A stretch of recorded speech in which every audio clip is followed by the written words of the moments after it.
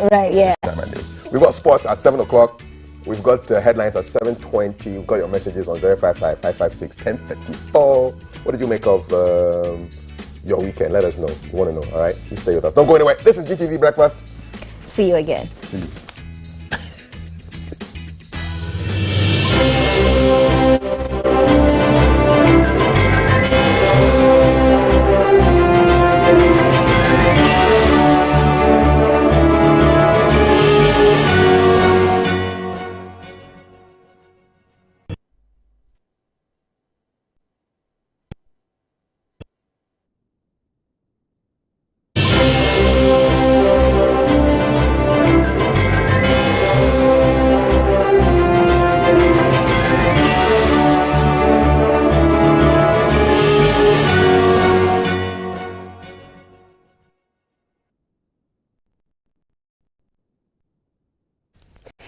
Welcome, it's 6 a.m. This is GTV Breakfast News. I am Malti Sisaida Sadeka. Stories that are making headlines.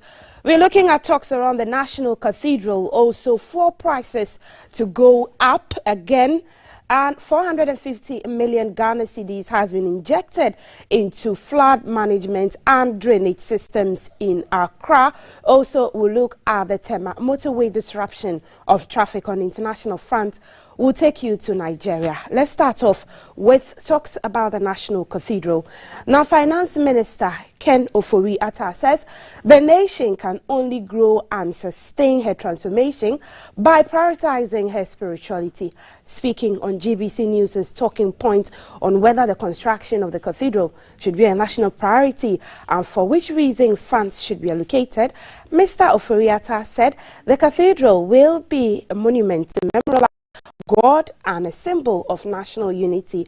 The Chief Executive of the National Cathedral Project, Dr. Paul Puku-Mensah, also explained that the edifice will be a tourist attraction that will earn some revenue for the nation.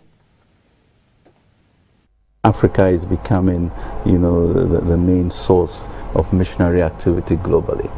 So once you create a center of this nature, you're going to have a whole attraction of African Christians coming through for intellectual dialogue to understand where we are going, what we're going to do to it. You're in a project and there's a crisis. I mean, do you abandon all the projects? And so the finance bill talks about proportion. National Thanksgiving service, we do that all the time. And in addition to all this, you also have that space where then you have national church services, and the president talks about the fact that it also becomes a symbol of the Christian presence and contributions to this country.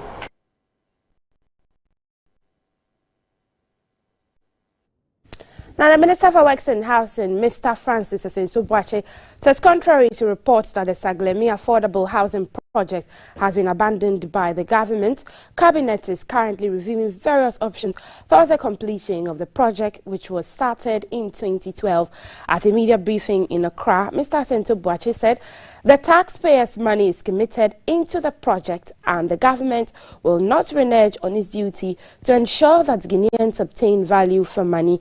The Saglemi affordable housing project at Prampram in the Ningo Prampram district of the Greater Accra region is a 5,000 residential unit facility meant to ease the accommodation deficit in the country.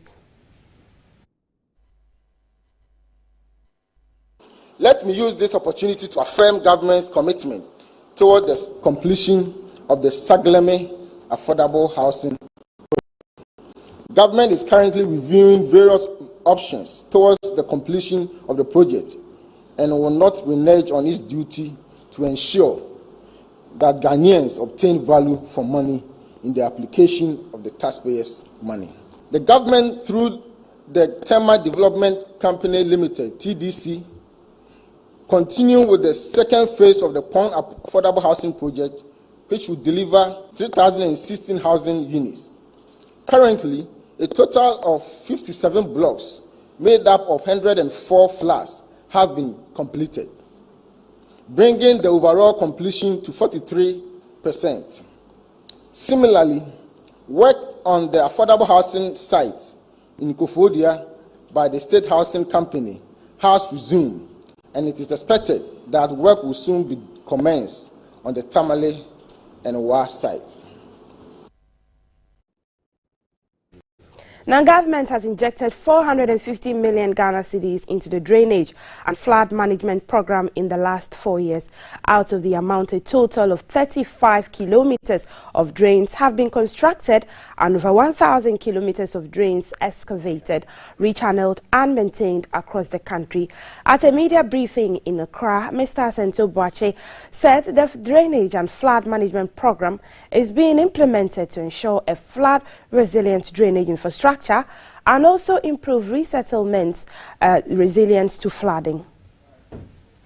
It is evident that the National Flood Control Program has provided a tremendous relief in the communities in which they have been implemented. And notable among these are Kuntunsi Satellite, Achimotama 7, Katamanso, Mamprobi, Abeka Aibe Town, Labadi Olympia, Chado, Teshi Yomo Specs, Nungwa United Church Area, Hacho, Medina Firestone, Medina Mayo Hot, Medina Redco, Medina Oblogo, Dome Crossing, Santa Maria, Plus FM and Washington Bay Area, A-Land, Malam Bawe, Weja Giselle, Kaswa Iron City, Kaswa Obum Ashaiman, among other communities across the country. We will pursue the implementation of the National Flood Control Program and continue to engage the Ministry of Finance to secure additional funding for the 2022 program. To address the flooding issues in the country, the country will need about $5 billion to be able to address the flooding challenges across the country. It is evident that the national... Still on flooding and drainage, the resident engineer for the Obechebi-Lamte interchange, Mr. Owusu Setre Entry, says storms drains being constructed under phase 2 of the project and the Kaneshi First Light Storm Drain project, as well as other drainage projects within the area, would make the perennial flooding within the enclave less severe. It forms part of the flood control program, which is being implemented to improve settlement resilience across the country. Kaneshi and its environs is one of the flood-prone areas in Accra. Obechebi-Lamte enclave, based on discussions we've had with Ministry of Works and Housing through the garage project, we call it the garage project. We are doing the storm drains that fall within our project area, right? So currently we've done a stretch of the underground storm drains. That list passes by the Hyundai towards the under the Graphic Road. We are currently working on the one that starts from the Pram junction, that's moving towards the Kaneshi market. That's currently what we are working on now. And because we are doing construction, it will not be advisable for them to come and do excavations at the areas that we had worked and constructed the roads. It will also not be advisable that they come excavating under our bridge. So the storm drains that Works and Housing are supposed to be doing to check the flooding, those sections that fall within our construction area, based on negotiation we are doing those ones. That's why we did we are doing the storm drain from, as I said, from Pram all the way to the Graphic Road. We are doing that. Currently, we are having discussions with more or less. They will looking at another situation where they want to construct another storm drain from the Abosokan spare parts, and that will be crossing our project. To be crossing our project road, that's the ring road towards Kolebu, and it will have to go under our bridge. So they are looking at a situation where we do the crossing under our bridge. So we are still having discussions with them to see how best we can do the cross now, because it will not be advisable for them to come excavating the works that we've completed. We will not even allow them to come excavating under our bridge. So it's advisable. So basically that's what we're doing now. We're going to do the crossing under our bridge, and then they will come and continue from there. On road infrastructure, let's go to Tema, where the Ministry of Roads and Highways, through the Ghana Highway Authority, says road users on the Accra-bound stretch of the motorway will experience some intermittent disruptions traffic flow from now to June 2022. This is due to repair works on the Lakblakpa River Bridge. Motorists have therefore been advised to adhere to traffic diversion signs to be placed at designated sections of the motorway to facilitate free movement of traffic through the construction area. Let's move on and let's look at fuel prices, where the Ghana Private Road Transport Union (GPRTU) has announced a crunch meeting next week to deliberate on a possible upward adjustment of transport fares. The union said the meeting had become necessary due to what they described as significant hikes in fuel prices over the past few weeks. Prices of petrol and diesel have shot up by 7.3% and 9.7% respectively in the last 1 month. Currently, petrol is trading at an average of 10.10 Ghana cedis per litre, while diesel is pegged at 12.20 Ghana cedis per litre.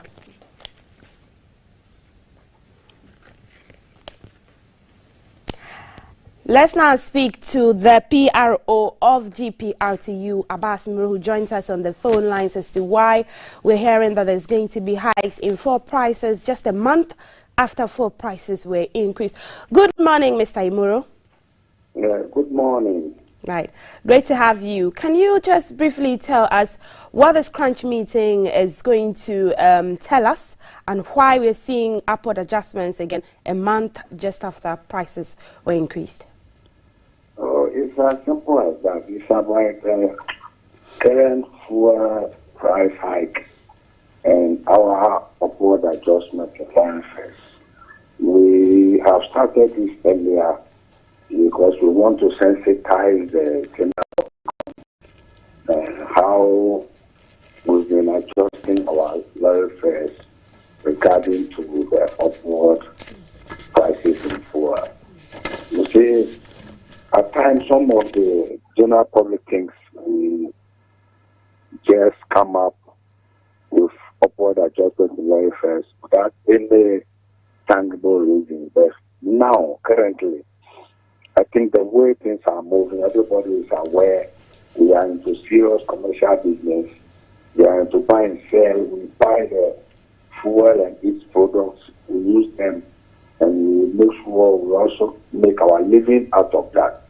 So if the fuel prices cannot be controlled, if nothing can be done to maintain prices at certain standards, then of course, if it may increase weekly, monthly, and we get to our 10% threshold, then we are afraid there's nothing we can do then for us also to adjust ourselves to make sure we all move happily and make sure we work happily and make something small out of what we are all doing.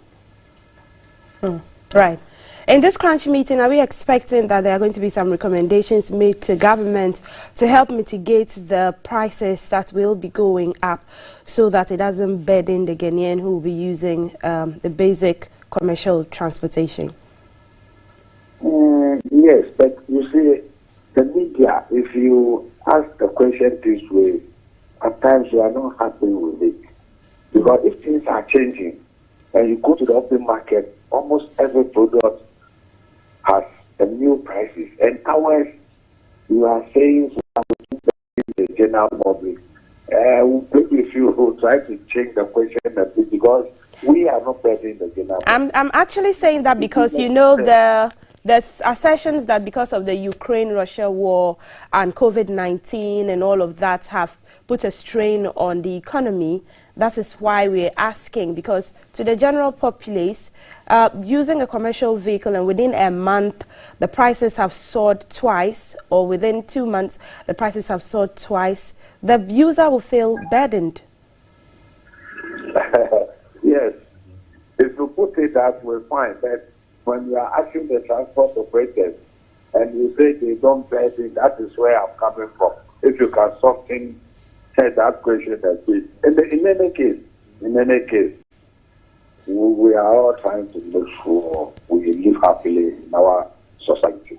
If fuel prices haven't gone up, other chemicals and other components that we use haven't changed. Nobody will try to change the lorry fares. But here we are. You are all aware of the current situation. You see, so there's very little we can do. Right. We have to adjust ourselves so that we won't live happy. This is all that we are saying.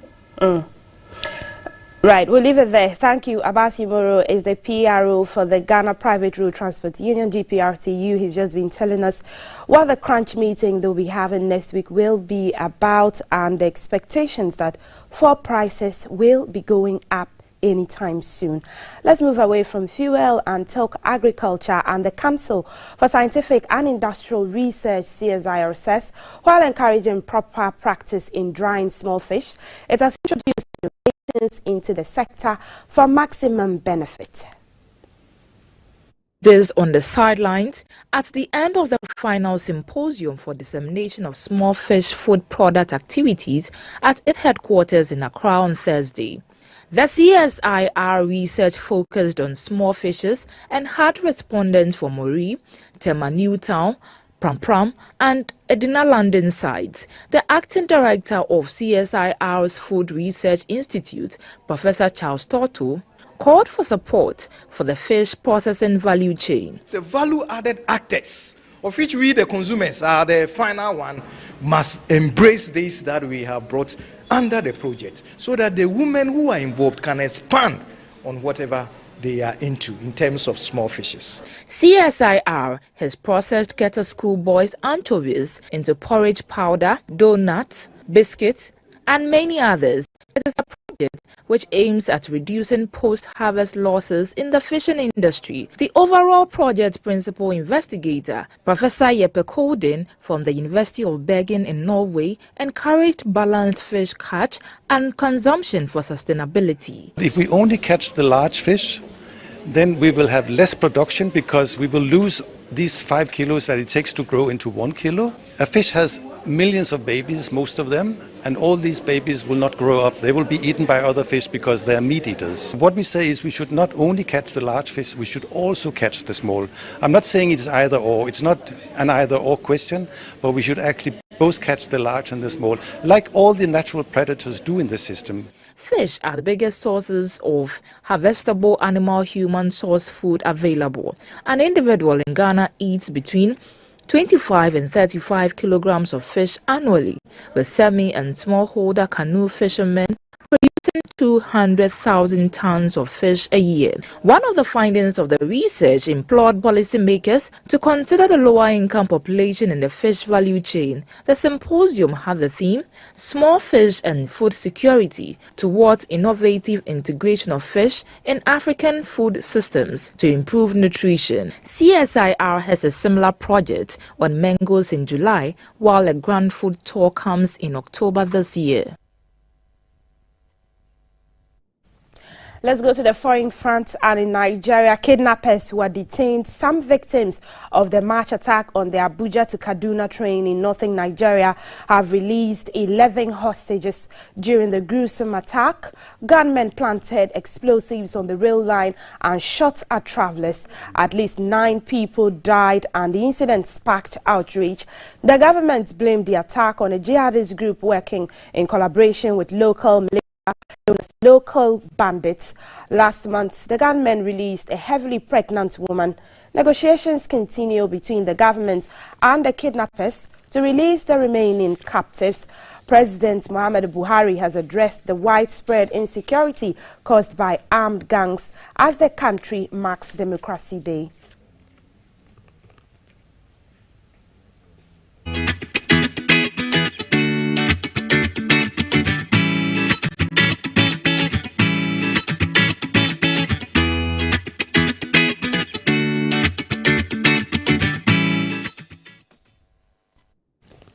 Let's get the weather updates now. It's a Monday, a new week. We want to know how our week is going to pan out for us. Felicity Hafianyo, who is the head of Central Analysis and Forecasting at the Ghana Meteo Agency, joins us on the phone lines. Good morning, Felicity. Good morning, Maltiti. Right. How is Monday expected to be? with the weather? Yes, the day is looking pretty good in terms of weather. We are not expecting any massive cloud formation over the 16 region. It's going to be partly cloudy with the sun smiling through. Temperatures will be 37 over Bolgatanga, Tamale, Yendi, Wa, Bole will have 35. Those of us going to Kumasi will have 33. Those of us going to Sunyani and its environs will have 32 degrees Celsius, and some areas will have 31. Coming to Greater Accra, 31 is expected for today.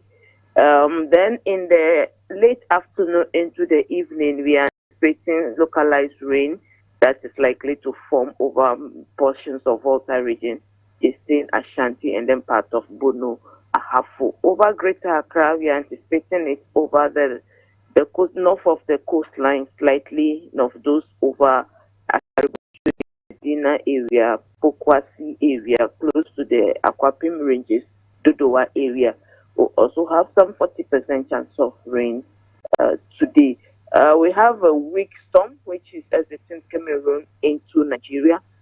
We are anticipating it to reactivate, getting to the central portions of Nigeria, but we'll keep monitoring it. Once we are certain, we'll release a weather warning. The state of the sea will also remain rough today.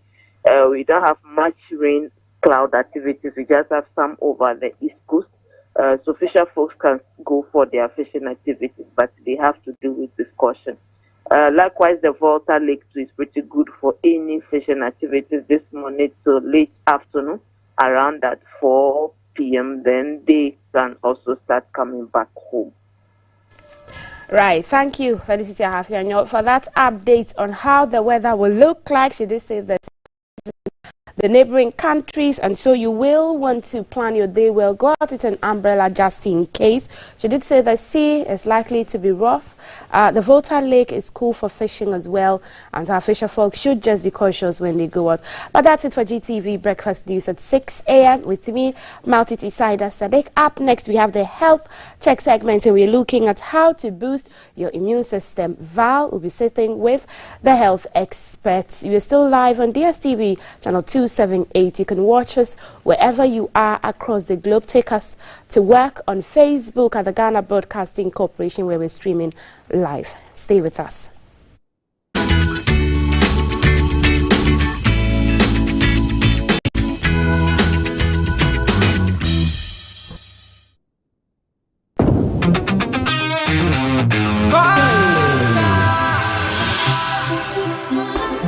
And they call me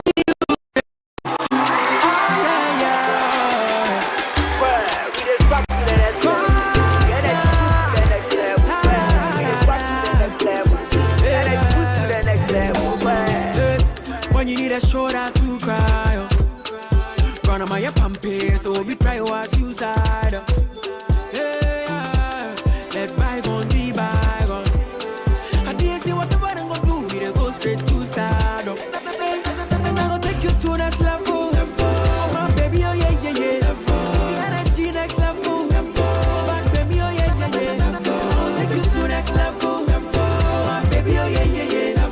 I don't code next level. Excessive drinking can be detrimental to health. Not recommended for persons under 18 years, lactating mothers, pregnant women, and people sensitive to caffeine. This advertisement has been vetted and approved by the FDA. I am 7 years old. Beep, beep.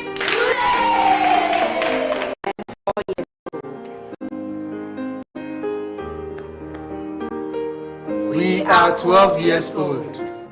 It's been 1 year since I started my antiretroviral treatment. You can live a long, productive life with antiretroviral treatment. With antiretroviral treatment, HIV-positive expectant mothers can have healthy HIV-negative babies. Go to the nearest health center, test and know your HIV status. If you are positive, ask about antiretroviral treatment and you will receive help. Antiretroviral treatment is your only option for a long and fulfilling life. This advert is brought to you by the Ghana AIDS Commission and Ghana Health Service.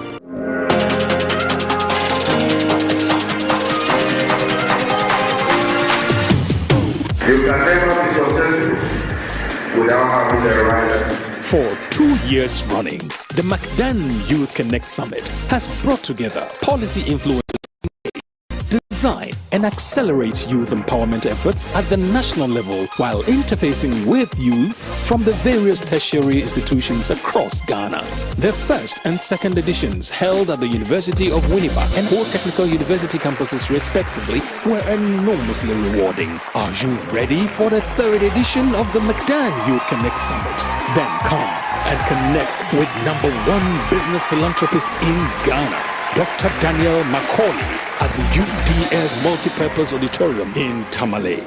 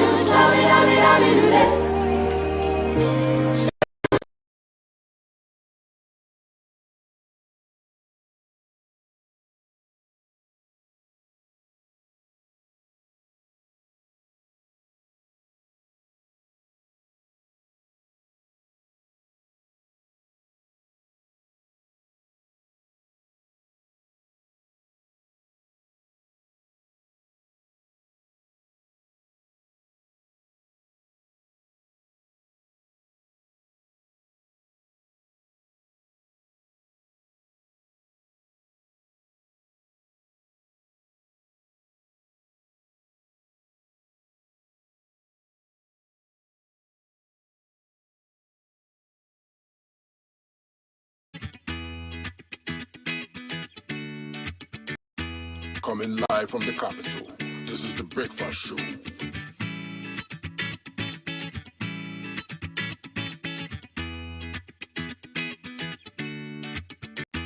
Coming live from the capital, this is the Breakfast Show.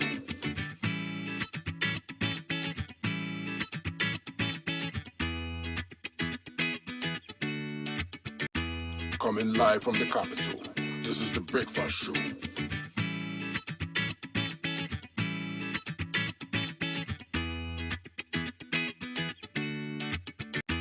Coming live from the capital, this is the Breakfast Show.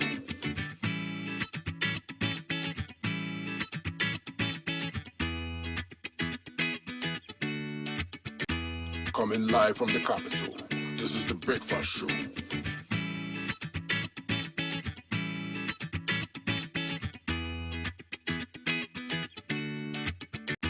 Coming live from the capital, this is the Breakfast Show.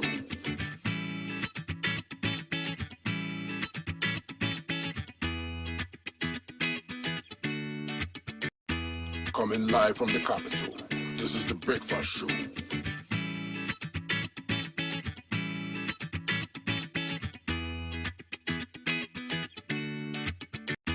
Coming live from the capital, this is the Breakfast Show.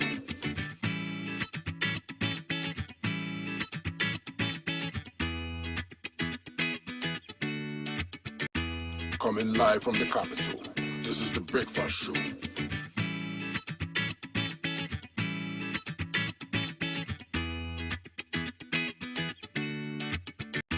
Coming live from the capital, this is the Breakfast Show.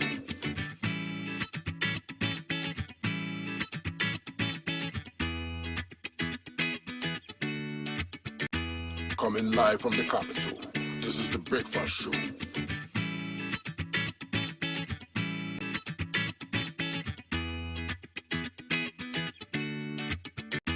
Coming live from the capital, this is the Breakfast Show.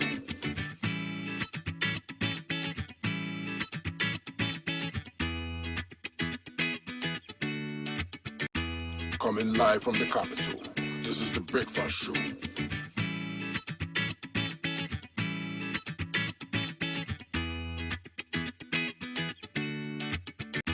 Coming live from the capital, this is the Breakfast Show. Coming live from the capital, this is the Breakfast Show.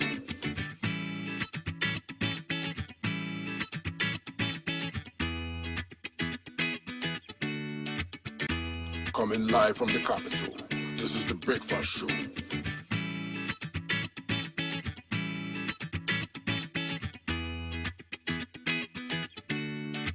Good morning. morning, my neighbors. Good morning. Good morning, everyone. Good morning. It's a good morning, and we serve you breakfast. Not just any breakfast. Sizzling healthy. Yeah, all the time. Okay, let's take a peek.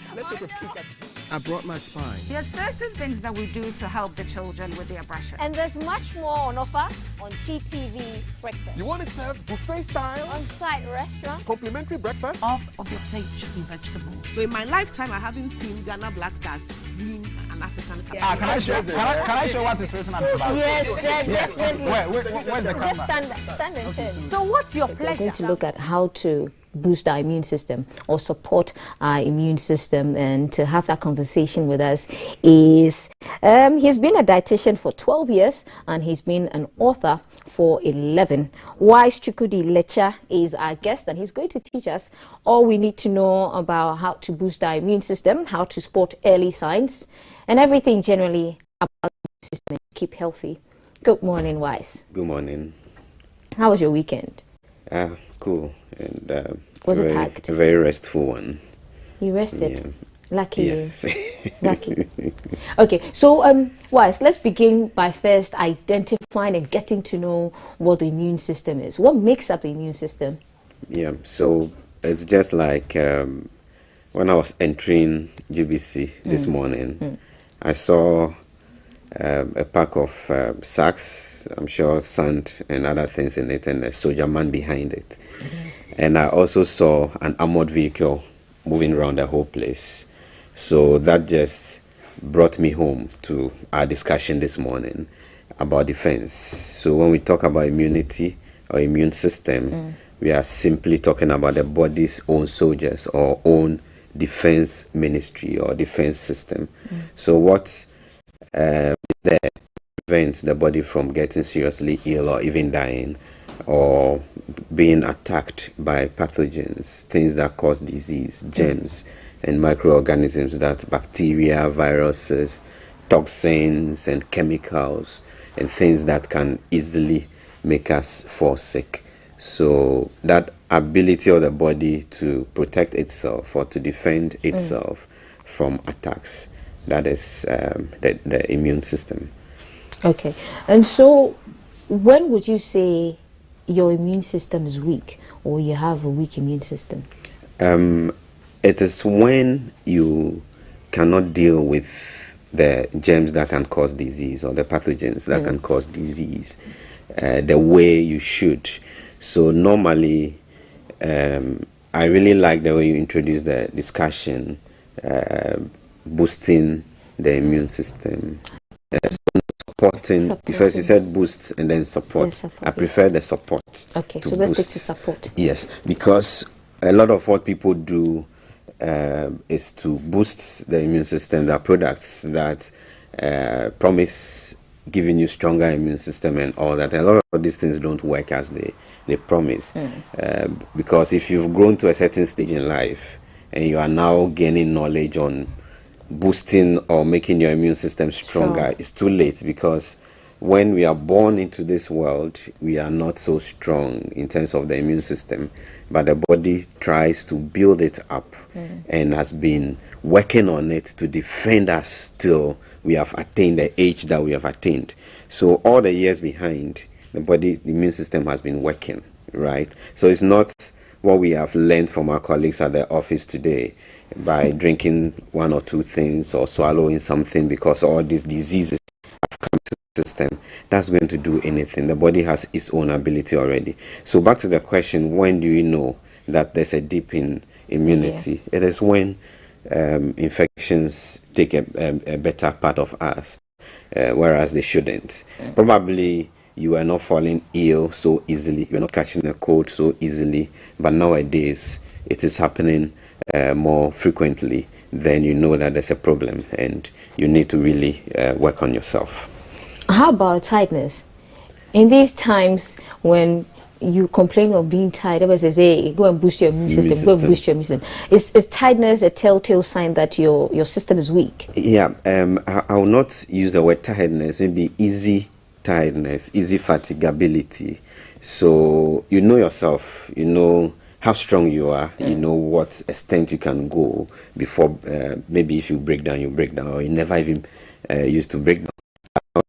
You feel tired so easily. There could be a sign of something not being right with the system. It might not be an issue of a dip in the immune system or immune abilities. It could be illness, it could be an infection, it could be a hidden condition that you need to get yourself checked for. But then closely related to the issue of getting tired is stress. Right. And stress can actually work to destroy our body's defenses. Yes, so the way we go about work and activities and everything that goes on around us, if we are not really careful to manage the stress that comes to us, you can also suffer a dip or a reduction in our immunity. Right. And if clarify for us, there are different forms of stress. There's mental stress and there's physical stress. Which aid in weakening the immune system. Yeah, you know, the stress response is mental. It all starts in the brain.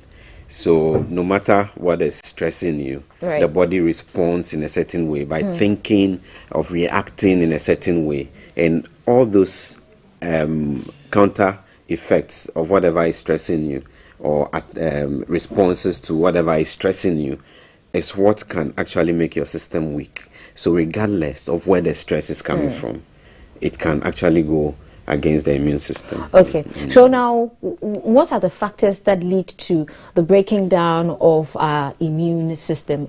Is it our lifestyle? Is it certain kinds of foods we eat? Yeah. So lifestyle generally, you know, Western diets are known to predispose the human body to a lot of inflammation. And Western diets. Western type diet. So talking about what we call junk food, a lot of fat, a lot of sugar, a lot of salt. We want fast food and all these things. Pizzas. Yeah, so that's delving into lifestyle. Right. So what you eat, if it's wrong, it's a way of weakening the immune system. You see, you know, we have the natural barriers to disease, like we have the mucous system, we have the skin, these are, and then even the hair in the nose, when the eye gets teary and stuff like that. These are natural responses or abilities to ward off infections. So the skin prevents things from entering our system directly. The slimy mucus we have in our throat, the earwax and all these things, they prevent infections. And so there can be a breakdown in all these natural ways of dealing with infection. And there's also the selective type of immunity, whereby the body attacks specific organisms. So these are like complex chemical processes. Yeah, so the body must be ready in itself, ready to deal with whatever comes.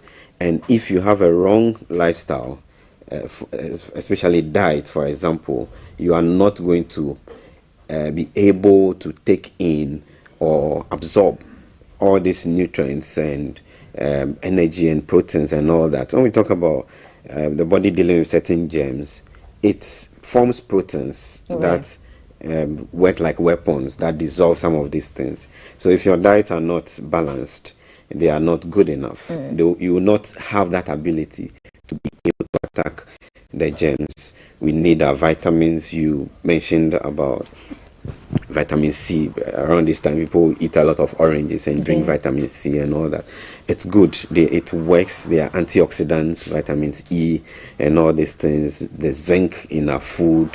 So if the meals are not right and the way we set out to eat, it's a big problem when it comes to being able to fight diseases. That's why when people are ill for a long time, they are not able to eat as usual. They reduce, they become immunocompromised, or immunosuppressed. There are immunity dips. When people grow older, they are weaker, they don't exercise and all that, and then their immunity will go down.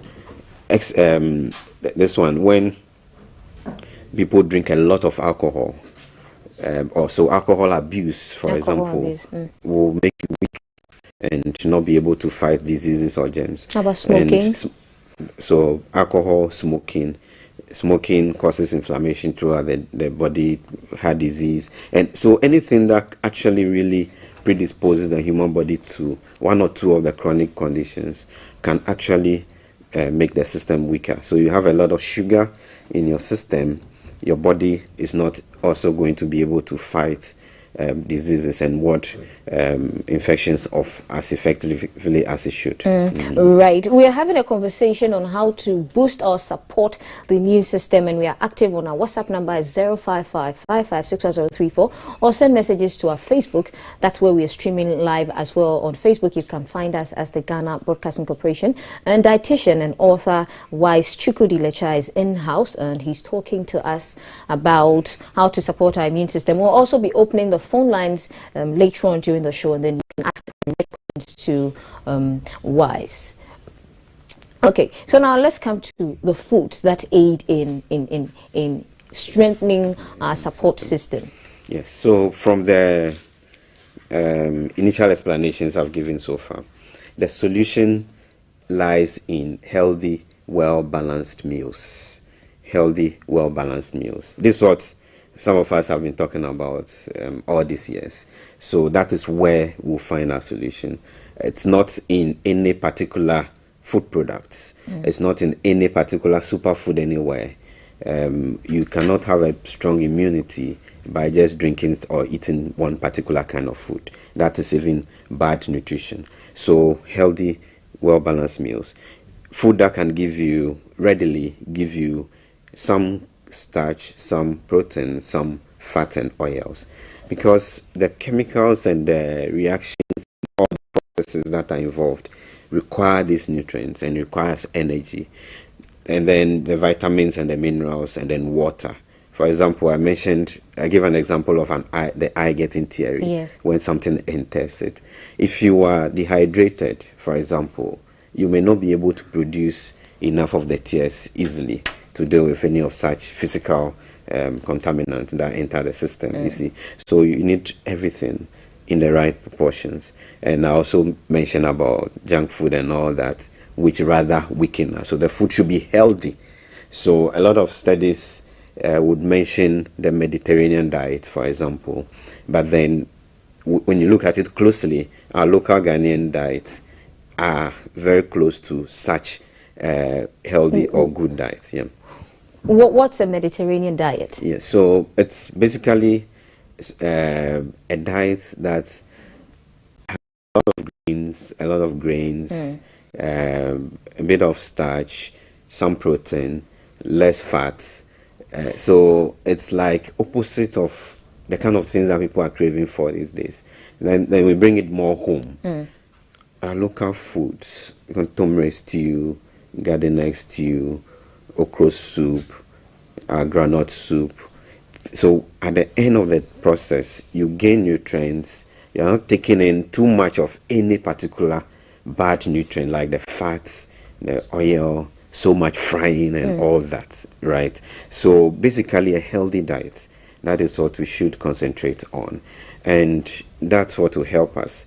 Now, you have to cook it yourself. You have to, that's like, so anytime you cook something good that you're eating, you're helping yourself prevent diseases and also helping the body's ability to fight or ward off infections. So you love for yourself, right? You should be happy. Don't rush when you're cooking. Take your time. You should be happy and know that you're cooking something good for yourself. So basically, I know that a lot of people will be disappointed that I'm not saying that go and mix this, go and drink that to ward off the COVID and the influenza and all these things. But I'm saying that eat healthy. That is the way to go. Okay. And talking about mixing stuff and herbs, when COVID hit, we all turned to our local spices and our herbs, and the neem tree was one of the things that we stuck to most. But we're hearing that even the neem tree, you have to ingest it in certain quantities. Otherwise, it goes adverse.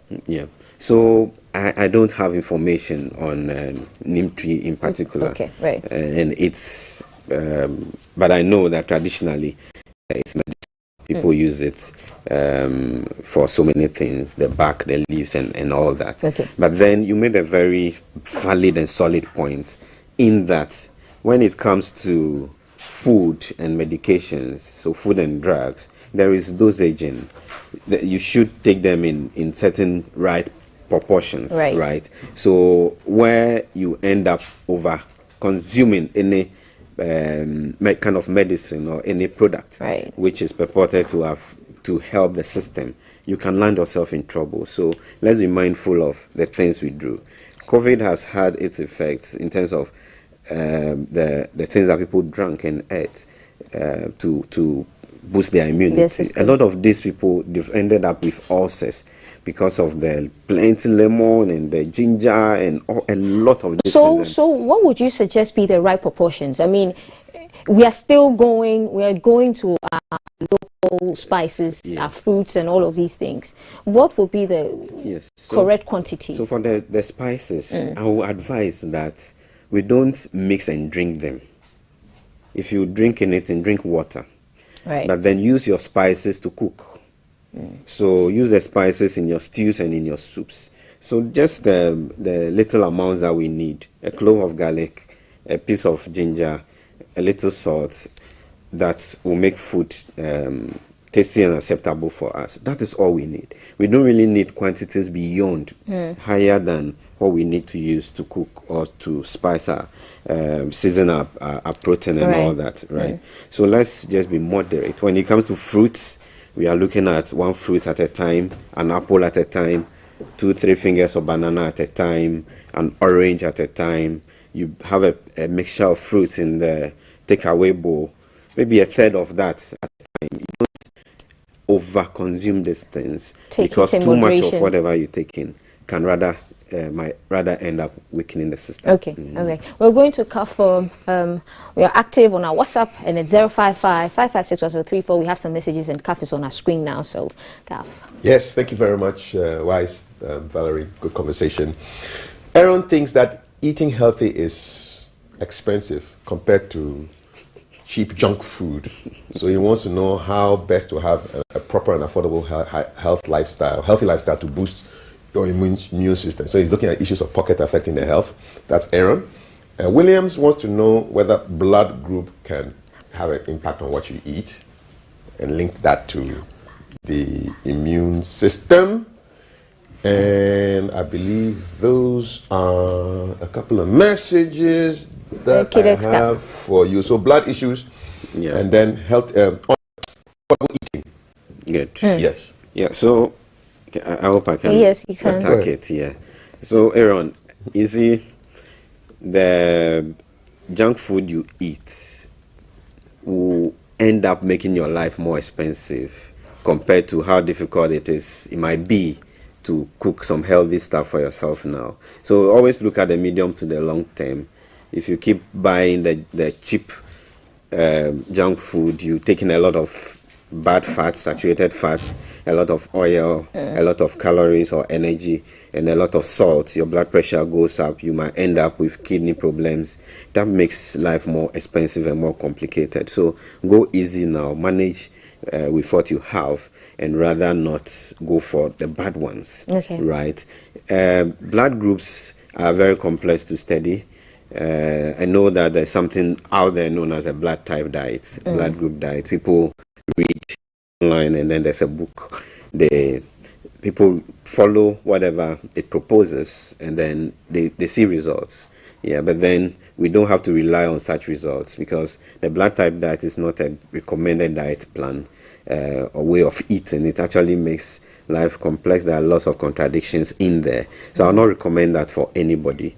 Rather, eat healthy. You know, look at the simple things. Sometimes we think that when we have an abstract therapy, something that is very complex, that is when we can be healthy. But then the simple habits, eating on time, eating the right kind of quantity, not taking too much salt, not taking too much oil, not frying too much. These are things that we should concentrate on. And I, over the years, have been dealing with sick people, their diets, and these are the things that solve the problems for us. You see, there are people who have been diabetic for so many years this way, and they do well, they live long, they control their condition well. So we don't need very, very abstract stuff to stay healthy.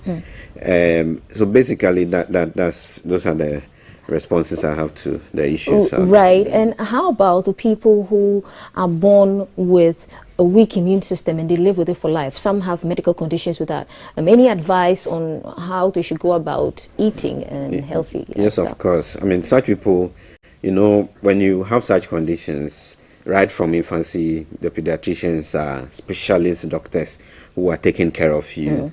And then if it goes to within the field of other specialist doctors, they are taking care of you. And one of the specialists you need is also a dietitian. So they need to see dietitians who plan always for them, for their food, so that it's not like they will just also mix with everybody and eat whatever is thrown at them. Right. So simple things like if you have a congenital problem or you are born with a weak immune system, like smoking should not be your portion at all. Alcohol, you shouldn't grow to like things that will naturally weaken you. You shouldn't go for the overly processed or fried foods, so much salt and all these kind of things. Right. We are opening our phone lines now, and the number to call is 0543-644-2664. It's on your screen now, and that's when you call to. This is the number to call to ask Wise Lecha a direct question. Okay, so our phone line is active now. Now, Wise, how about exercising? What are your thoughts on exercising? Yes, what should be an average number of minutes to exercise, and when it comes to that's exercising to help support our immune system? Exercise also does its bit to make us stronger, to support the immune system. So it just has to be something that we do always. You know, when you are sitting, when you lie down, you use less energy than when you sit. When you stand up and stand at the same place, you use more energy than someone who is sitting. Right. And when you start walking, you use much more than all the people, the scenarios I presented previously. So we have to be moving. There has to be a lot of walking as part of our life in the house. We don't sit in the couch too much. We move around, busy ourselves with dishes and all that, doing the garden and sweeping and all that. That's the earliest opportunities we have to exercise the body. And then when we go for the structured ones also, like walking, like dancing. I have an old lady patient whose exercise is dancing. How old is she? So she's in her 60s. Okay.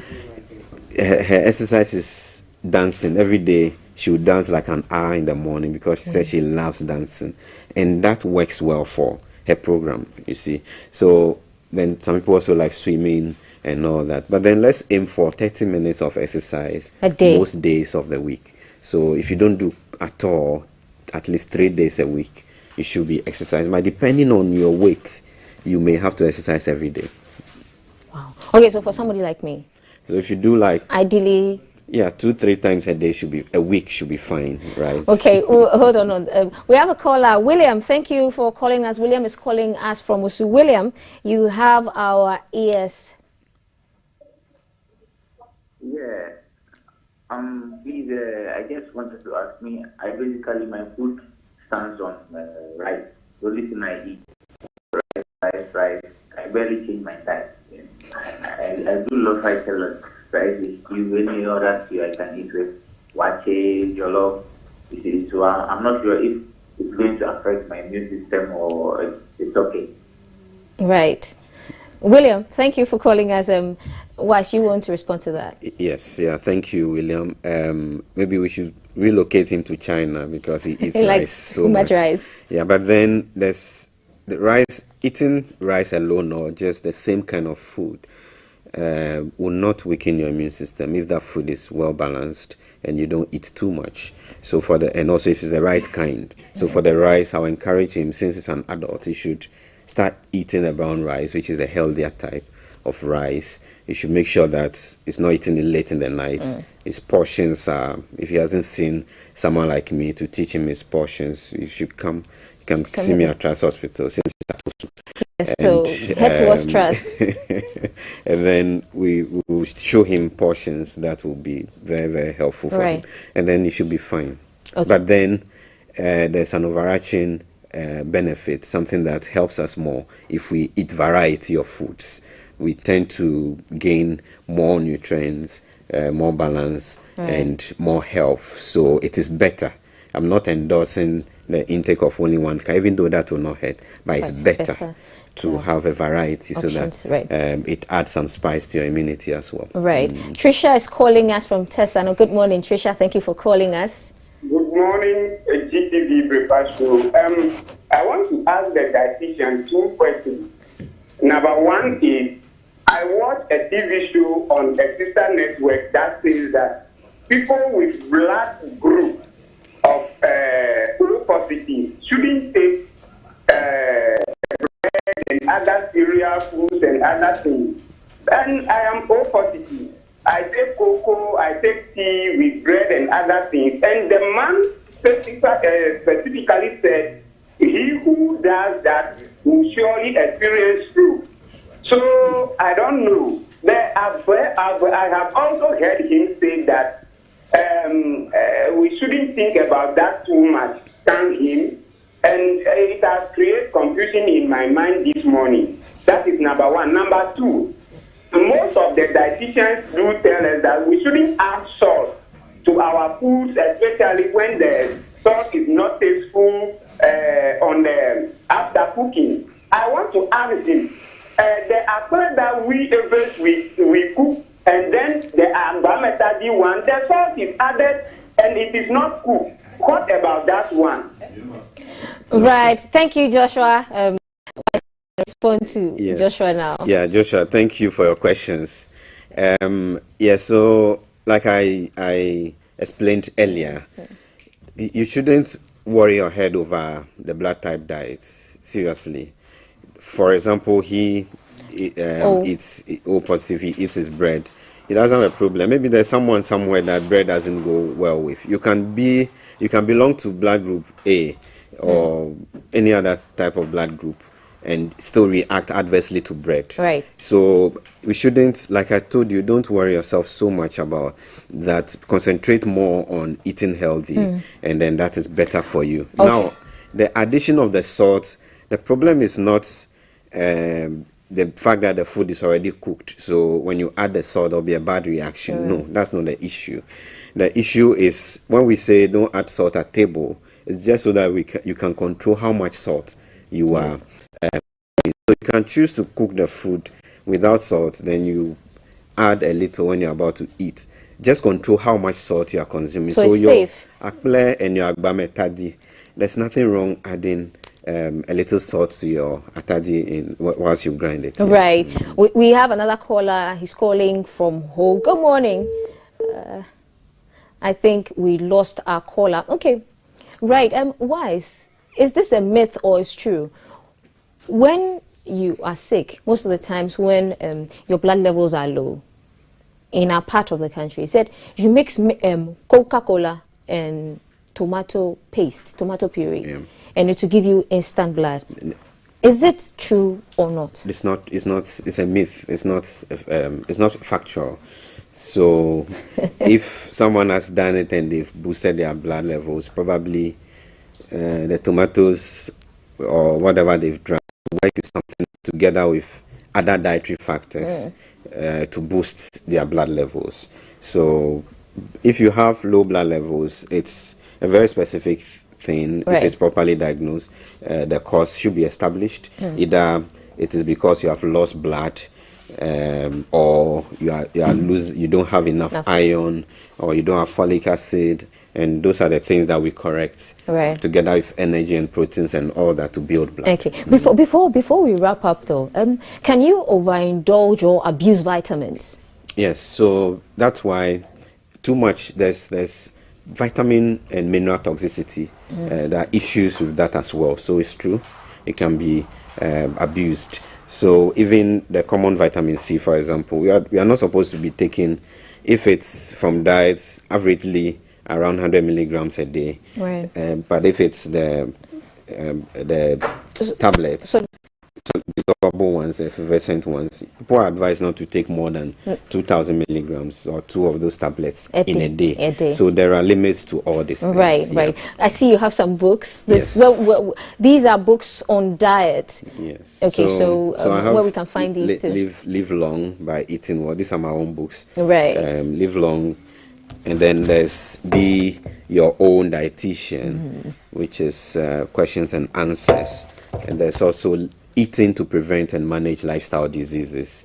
So these books are available at most of the Kingdom book branches. Right. Legon Campus, Tema, Osu, all over the place. We sell them in the regions as well. But then if you are interested, just get in touch with us, 0244 090262. 0244 090262. I'm not done yet. You can also find them on Google Play. Right. So you just key in the download them onto and then we can find devices. you physically at the Trust Hospital. Trust Hospital. And also www.lecturebooks.com. Right. You can order the books from there. Okay. So Wise Chikudi Lecha has been an author for 11 years and a dietitian for 12 years, and he has been our guest at the table today, and we've been discussing how to support our immune system. And it's been a conversation, an insightful and educative one. Guess who's coming up? Is the Liverpool chick Maltiti Saida Sadiq, who is still bleeding Liverpool, and she's coming up with Breakfast Sports now.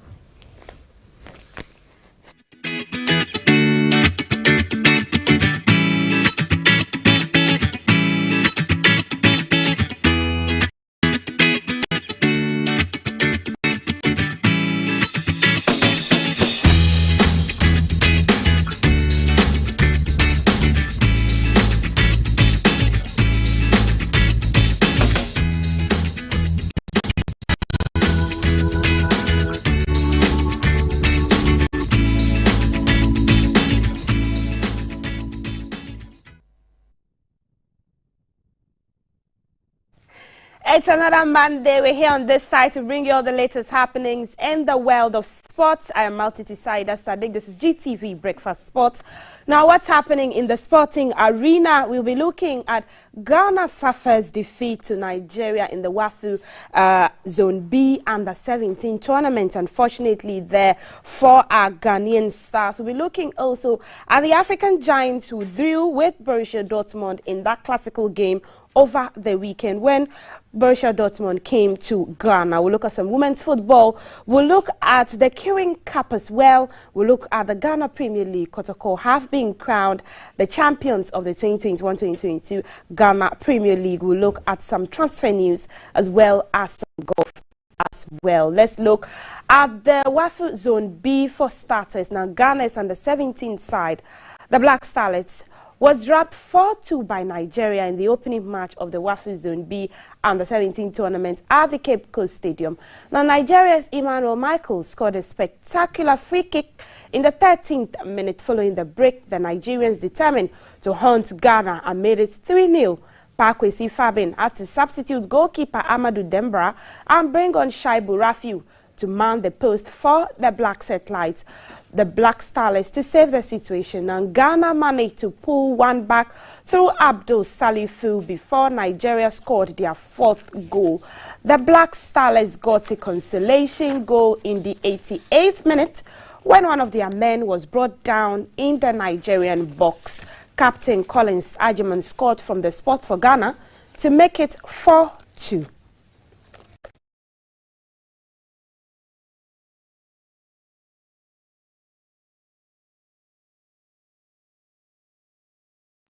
Coming live from the capital, this is the Breakfast Show.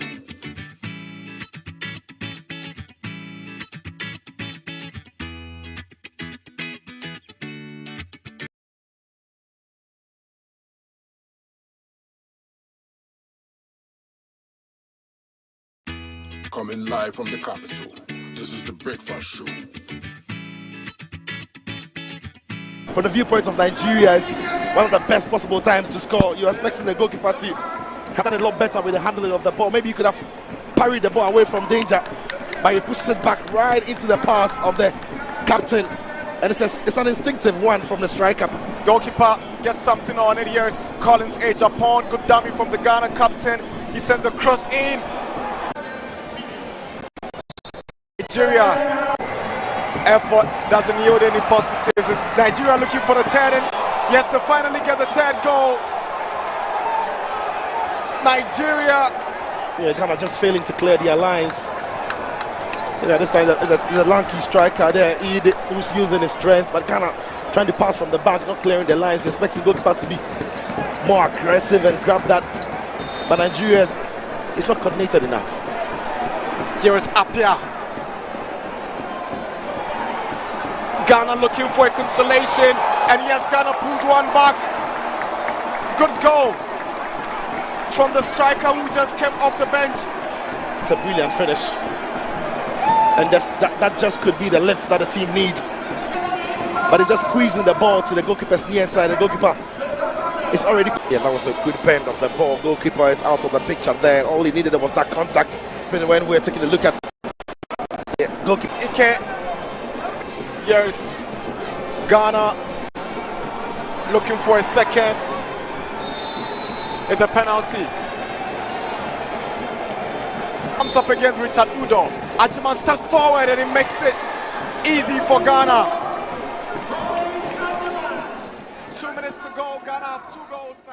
Meanwhile, the Starlets have held their first training session after the defeat and are expected to take on Togo in their second Group A game on Friday.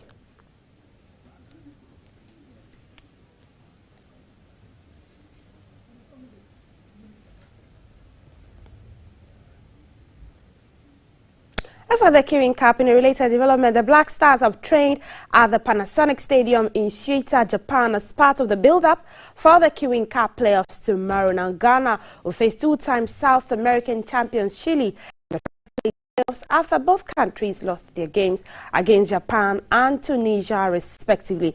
Ghana lost 4-1 to Japan, whilst Tunisia beat Chile by 2-0.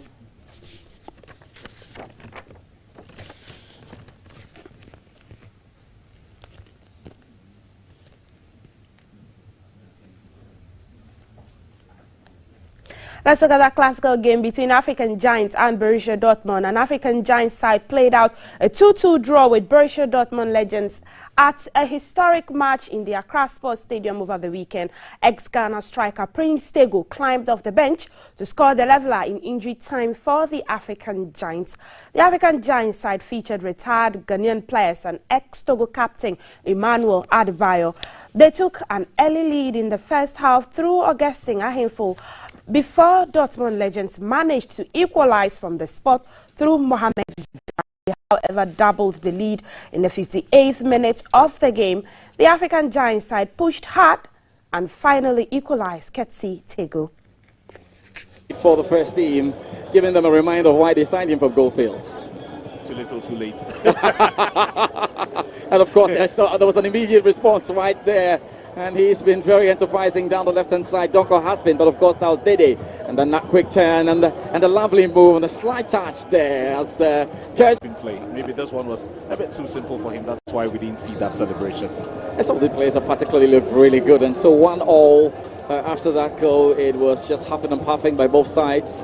And then like Kinsing with this corner kick. Very, very feeble header coming in there. 2 Rastamen on the pitch today, I can confirm, from the African Giants, and with Derek Boateng doing his bit, of course, Adebayo, and then on the other side there's Tinga, Paulo Cesar, on the late, just approaching the out, still level peg here. That's a perfectly timed tackle. What to tell us about him, but I'll just give you an opportunity too after that. And of course now the left hand side as they try to roll in again. Hit a shot, and now what's smiling, and what a goal! What a goal there by the Borussia Dortmund legends. That was really, really good. You did not see that coming. You didn't really see that coming. Excellent control. And it really had to be him. Sami Ajay, for all the enterprising play, was going to get to this. Picked the spot brilliantly. At one point, he looked like he was going to be looking for, a colleague player on the pitch, and he just bent it so well. There was absolutely... To Weidenfeller. Got in the tram, right-footed, and that bit header straight away to get it out. And that was a very, very good ball into it. Not too sure he was looking. Collar with it now. It's Ekpebo getting over it. Ekpebo turns out. Ekpebo hits a shot, and that flies up. I mean, for a player who was suspended for the... Perhaps they can call more for another, but this was absolutely great. What a pass there from Kuja Samoa. Now, that pass from Kwame Ayew was just sweet. I mean, Tego, we know what he can do. Prince of Goals made a name for himself on this pitch and back to make a name for himself today. Well done to him. Yeah, but that flick again was just a quick reminder of how good the Ayus are when it comes to football. What an interesting flick. He took it away. Well, those guys played their hats off. Let's look at the Ghana Premier League, and Accra Hearts of Oak continued their poor outing in the penultimate fixture of the Ghana Premier League when they lost 3-0 in the Rancher Derby at the Accra Sports Stadium. Great Olympics suffered a 1-0 defeat to Kotoko at home last week and returned to winning ways, defeating city rivals Hearts of Oak back-to-back for the first time in 53 years. Going on recess with a 2-0 lead, Great Olympics came back a better side, releasing a third goal in the 82nd minute. This is Hearts of Oak's third consecutive defeat and are currently out of the top 4. Great Olympics could open the scoring with this one, and it's the first goal of the game. Great Olympics have scored. Taking strike by Amos. Look at how he signed past Moalasan, and then that was a wonderful strike. So corner kick sent in by Sule, and we have the second goal at the Accra Sports Stadium. Great Olympics have scored again. Who has the ball past? Goalkeeper Richard At. Referee Charles Bulu has the Accra Sports Stadium for the second 45 minutes. Find Patrick Razak coming. Also finding Samuel Linkum and ball with Enoke Subonti. Goalkeeper Stephen Kwaku makes a save, and the follow-up was a team effort.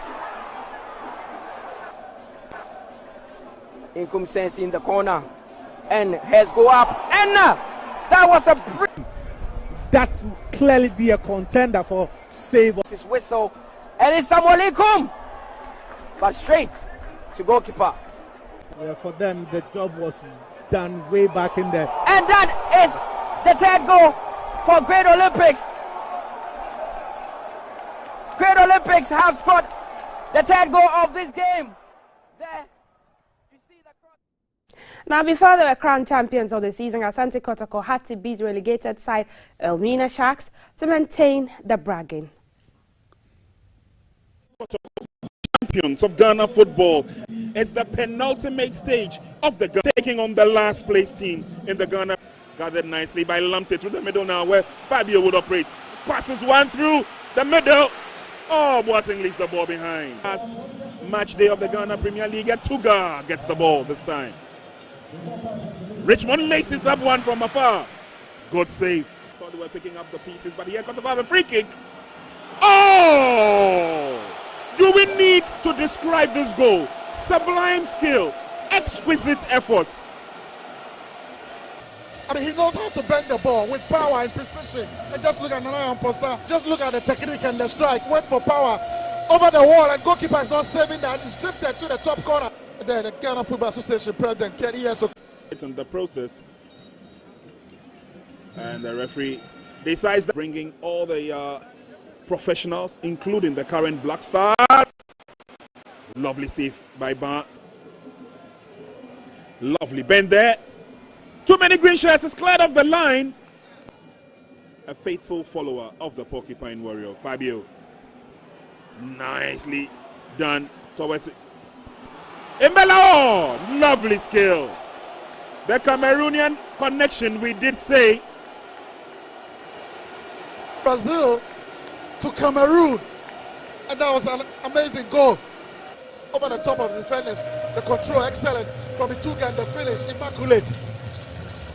And he's delivered. It's been a roller coaster of a journey. Imoro switches one deep. Oh, goalkeeper missed it clearly. Oh, and that's the icing on the cake. For Infege. After the game with Elmina Sharks, Kotoko officially crowned champions of the 2021-2022 Ghana Premier League season at the Baba Yara Sports Stadium. Let's see how it went down. 8 goals. The CEO, Nana Amposa, and Kumasi Asati Koroko, Aman Kona, Andrew Sapel, Imoro, who had an amazing game with a wonderful goal. Richmond Lante can't help it than to kiss the giant trophy, also in crutches. It's now the turn of the champion coach, and Abdul Ganu, the captain for Kumasi Asante Koroko. 250,000 Ghana City, I must say. And there, together with the CEO and the Ghana Football Association president, as well as Alaji MND Jawola, together with the Ghana Football Association president, Kero Keku, and can you lift up the Premier League trophy? Fabulous are champions of the Ghana Premier League for 2021-2022. They are the champions, and the golden fleet, the flames are up. Well, what merrymaking for the Porcupine Warriors. Let's look at the table, the scores from the games we watched over the weekend, and then we'll look at the standings as well. Let's start from the standings, and as you can see, Porcupine Warriors Kotoko are leading with 66 points. They have been crowned, they have won, they are the leaders, they are the champions of the 2021-2022 Ghana Premier League season. Mediama SC not in bad shape there, 56 points, following the leaders in suits there. Bechem United in third place with 53 points, whereas Hearts of Oak, the previous league winners, they're somewhere in the fifth position with 48 points. Let's look at the bottom three of the table. After Kotoko has been crowned the champions. 11 Wonders is there with 37 points. Wafa with 35 points. Elmina Sharks with 22 points. Kotoko just played them and then they were crowned the champions. I've been saying that Elmina Sharks, they do need some prayer, some luck, some support in order to get out of this red zone and out of the bottom three. Let's look at the scores from those games over the weekend. Bechem United, these are the games that are yet to be played actually. On Saturday, 18th June 2022, we're expecting a game between Accra Lions and Asante Kotoko. On Sunday, 19th June 2022, Bechem United will meet Brekum Chelsea in a crucial one there. Bibiani Gold Stars will meet Ashanti Gold in another interesting fixture. Dreams FC will be playing Mediama SC as well.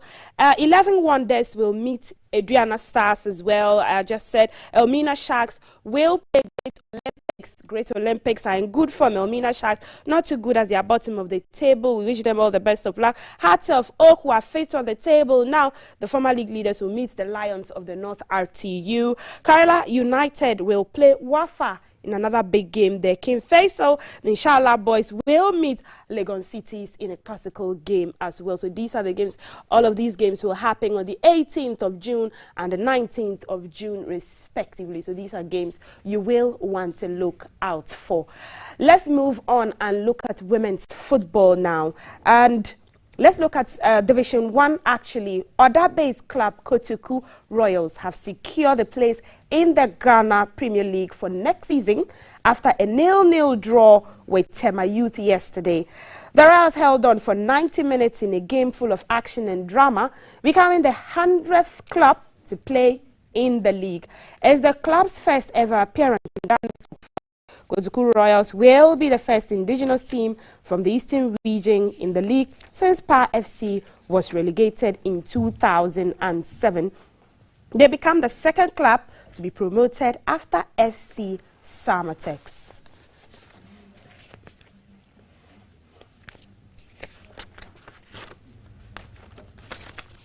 Good luck to Kotuku Royals there. Let's move to some transfer news. Coach Mauricio Pochettino is set to leave Paris Saint-Germain following talks with the club at the end of last week. Now, PSG are still to make a formal announcement But it's understood that the former Tottenham manager will not serve the final year of his contract. Zinedine Zidane, Jose Mourinho and Nice coach Christophe Galtier are among those linked with replacing Pochettino. PSG regained the French title last term, but the Argentine failed to lead them beyond the Champions League last 16. Pochettino claimed the first trophies of his managerial career with PSG, the 2021 Coupe de France and 2022 Ligue 1 title, but the club's hierarchy felt that was the minimum he should achieve given the squad at his disposal.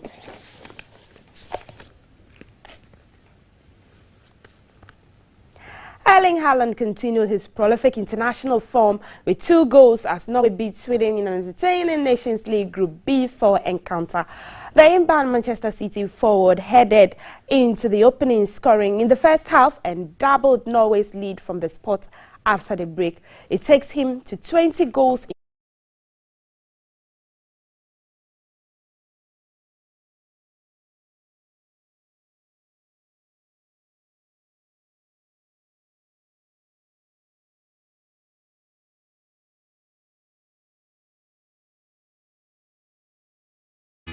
Coming live from the capital, this is the Breakfast Show.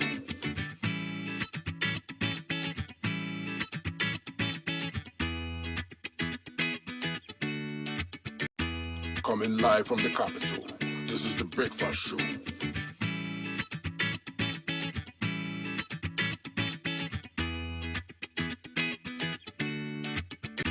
Coming live from the capital, this is the Breakfast Show.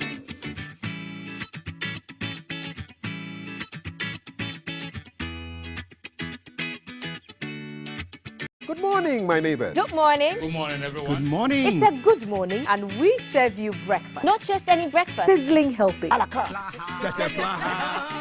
all the time. Okay, let's take a peek.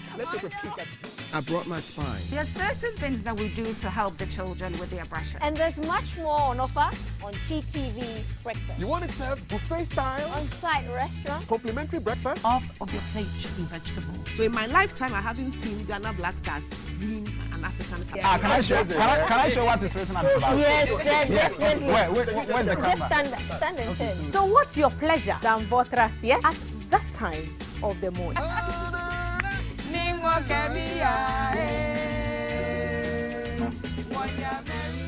So never skip breakfast. On GTV Breakfast. From Monday to Friday at 6 a.m. We've got you covered with a trusted team.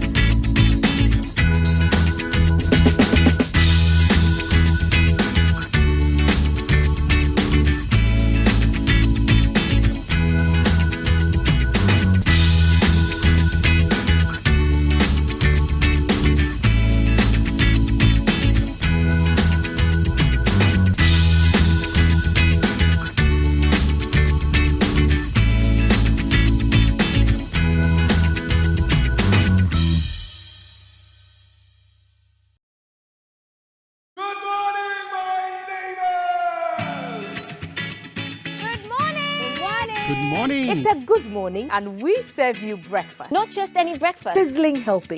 And there's much more on offer on GTV Breakfast. So what's your pleasure than Votras here at that time of the morning? You want it served buffet style? Complimentary breakfast? On-site restaurant? Or room service? We've got you covered. From Monday to Friday at 6 a.m. With a trusted team. So never skip breakfast. On GTV Breakfast.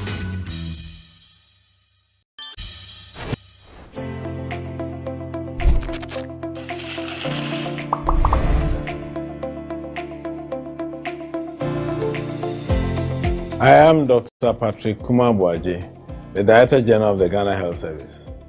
I am here to add my voice to the President's call and the effort in the fight against COVID-19 disease.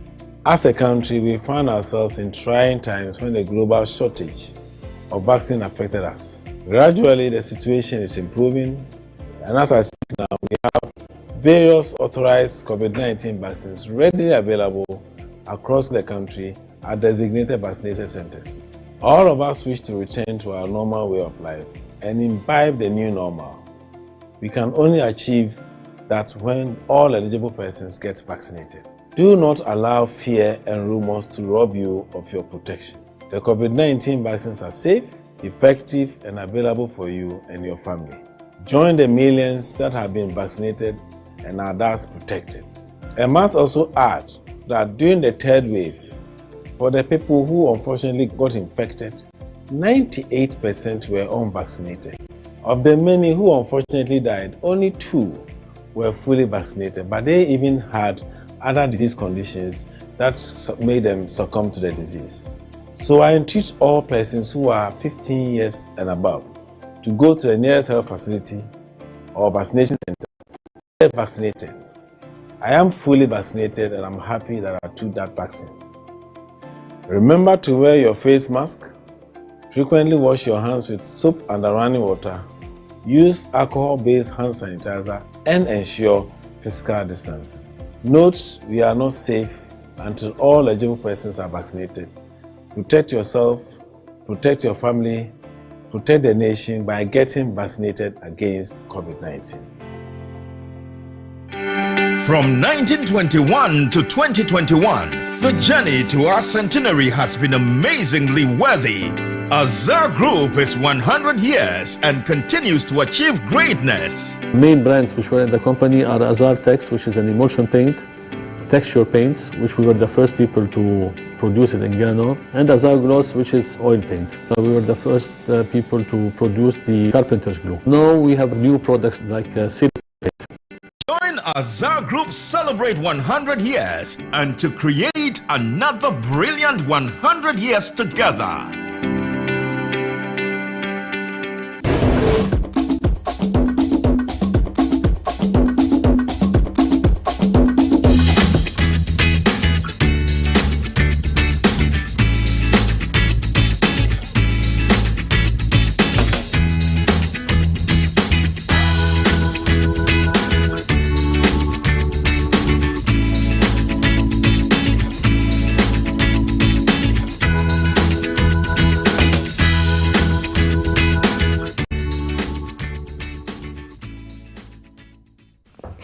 Hey, welcome again. And yes, it's 27 minutes past 7, and we're looking at traffic situation. We're going all the way to Mankasim.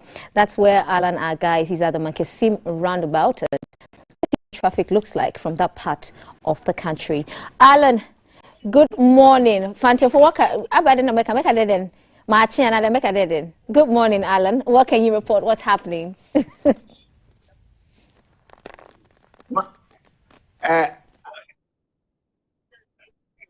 Good morning, Valerie. And in front of you, have said me watching another Mahanachi, Yamagana watching.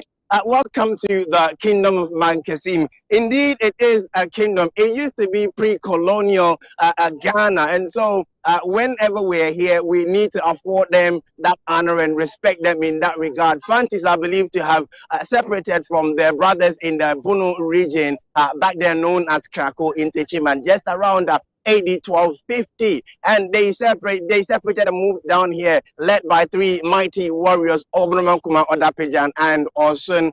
Even though they departed Techiman with these 3, all of them couldn't make it here. Only one could make it here. The 2 died, yet they brought them over to Mankasim to have them buried in what they refer to as their home. And so Mankasim plays a very critical role in the history of Fantis. And Fanti simply means the separated. Fatal, the half that separated in Fanti means fatal, and so their name Fanti it simply means what they had been, fatal. Enough with our Fanti history, and let's come to look at rush hour traffic around Mankasim roundabout. It is the main roundabout into the heart of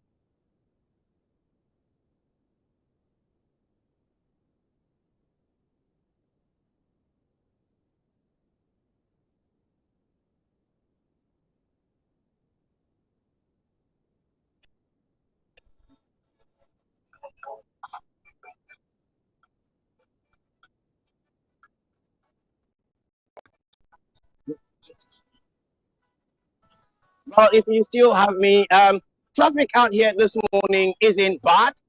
If I pan my camera around towards traffic, towards Cape Coast, Mankasim roundabout has three main exits. And so one that brings traffic in from Accra, and its first exit will take you towards the part of the central region that goes to Bremen and the rest.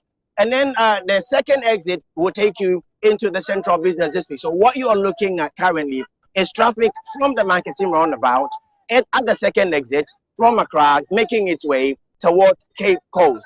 There is a little traffic up ahead of me from the Mankasim roundabout. It is mainly due to the way taxi drivers are parked. And so if I lift my camera up slightly so you'd have what looks like a pseudo aerial view, you will realize that towards the right, you have traffic holding because taxi drivers are parked to the right, dropping off and picking of passengers.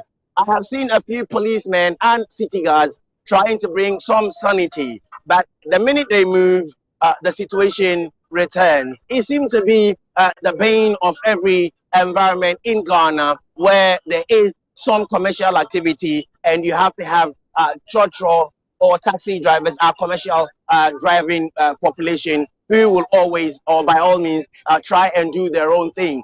We're coming down towards eastwards to look at traffic coming from Accra. And out here again, what you have is a free moving traffic into town. This is traffic coming from parts of Kaswa, Winneba, and then Apam. Then you arrive at Mankasim, where it would filter into either going towards Pomem or part of Ejumaku, Enyan, or Bremen. From there, we'll be looking at traffic at the very first exit if you're traveling eastwards from Accra. If you're traveling towards Accra, from Accra, we're looking at traffic currently making its way out of Mankasim roundabout and then headed for Bremen, Komim, or Ejumaku. So far, traffic out here isn't as bad. It is a normal traffic, and so commuters will not have to really rush it and make it out as they will in other places of this country. It's a quiet morning, it's a cool Monday morning, and traffic out here at Mankasim roundabout is a normal one. Thank you very much. Take it over, Valerie, and thank you very much for joining me out here in Mankasim. Right, thank you, Alan, for bringing us these traffic updates, and it's 32 minutes after 7. Coming up is headlines, where CAF is going to be discussing what's on online portals and the newspapers. Topping the trends here on Twitter is the National Cathedral. We'll be back again with more reports from Mankasim, but this time CAF is taking over to discuss what's trending. And our phone line is active. Our WhatsApp number is active on 055-55-61034. Over to you, King CAF. Many thanks, Valerie. Thanks, Daryl, in Fancy Land. Inyo. Welcome to the show. My guest, Bernardo Drotechi. He's the regional coordinator for the Commonwealth Alliance for Young Entrepreneurs, West Africa. And Dr. Kweku Anani Jinde, corporate governance expert, lecturer at the Gimpa Law Faculty. Gentlemen, good morning. Welcome to the show. Hope you're doing well. Your families are well. Work is good. Life is good. Health is good. Everything. Doc. Good morning, CAF. Yes. Thanks for having me. It's lovely to have you here. And I'm very excited to be here. Yes. Today. And I just want to extend my greetings. Bamboy. No more Bole Bamboy. No. Because Bamboy want to separate now. We want our own district. It's Bamboy. It's Bamboy. Yes. No more Bole Bamboy. Yes. Because Bamboy to Bole is almost 135 kilometers. Yes, they're far away. They're too far. So let me greet them, and then my people are in Tampo as well. Thank you very much. It's been very good. But CAF, yes. You see, I'm a worried Ghanaian this morning. You are? Eh? Yeah, I'm very worried. Tell me about it. You know, over the weekend, a colleague of mine whom I work with in London, Wisdom Akaho, with BWF solicitors, he called me. Dog, what is happening? I said, what? Have you read the story? I said, which story? Our members of parliament are coming to the UK. They've been invited by the UK parliament to come and discuss the LGBT bill pending before parliament. I said, what? Just go and check it. Yes, indeed. So I looked around, and lo and behold, it was true. Indeed. So I asked myself, has Ghana become a banana republic? Because the United Kingdom Parliament has said of Ghana's Constitutional, Legal and Parliamentary Affairs Committee to discuss matters relating to the anti-gay bill currently before it. And so this was an interview with TV3. The chairman of the committee, Kwame Anyimedu Entry, disclosed that he, together with 4 other members of the committee, were to have left Ghana yesterday for this important meeting. He says the meeting will be held this morning, will last for 3 days before they return to Ghana on Wednesday. I quote, the invitation came to the speaker and the speaker forwarded it to the committee. 4 members of the committee, including myself and the ranking member, will be attending this important meeting. We take off on Sunday. We were supposed to have gone, that was the one he was speaking about. Because of flight arrangements, they go on Sunday and they'll walk into the meeting Monday morning, and by Wednesday they're done. He was saying this on Saturday, June 11th. Why you are a journalist. Just listen to the enthusiasm and then excitement with which the man is speaking. You see, first and foremost, we're a sovereign country. And I've done some checks. Nowhere have I seen another country inviting another sovereign country to discuss a bill pending before its parliament in another jurisdiction. First and foremost, members of parliament are answerable and responsible to the people of Ghana and nobody else. So some of these things goes to give credence to the perception that these people still think that we are their backyard. They can come here, treat us with contempt, disrespect us, sit in London, and then invite us to come. If there's anything or any concern they have, what prevents them from coming to Ghana? Why can't they for once respect us as people? But sometimes it's because our people are accepted to go. Well, if they are accepted to go, it means they have to pay a price. We elected and put them there. And their first responsibility is to the people of Ghana. We are those they have to answer to, not the people in the United Kingdom. I think it is very shameful, it is disgraceful, and we must find out how the whole thing started, and then whether it is the speaker who approved it or he simply referred it to the committee. I think, CAF, I'm disappointed. I'm a very disappointed Ghanaian this morning. But we shouldn't let it end there. I think you journalists, the media, these are some of the stories that you should be highlighting. Let's find out when the invitation came and when the speaker referred it to them, and then on what basis they are going. Because the bill is still before Parliament. We are still discussing it. And then somebody wants to sit in the United Kingdom to determine, to have an input into a bill that is presently being discussed in the sovereign parliament of Ghana. Excuse me, folks. We have to sit up.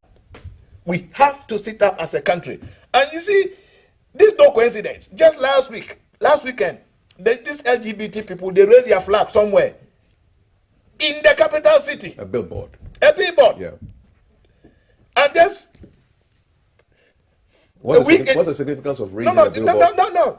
I mean, it is illegal in Ghana to even propagate it, to make it public. It is an offense. It is against the Criminal and Other Offences Act, Section 104. It will tell you, it's very clear. So it is wrong to even propagate that. But somebody had the courage to go and raise a billboard in the capital city. Now just look at the coincidence. After the billboard, our members of parliament have been invited to the United Kingdom to go and discuss matters concerning Ghanaians. Do you think it's a coincidence? It is well planned and orchestrated. So Ghanaians must wake up. I think they will kill the bill before it even gets to the final stages. This is what they are doing.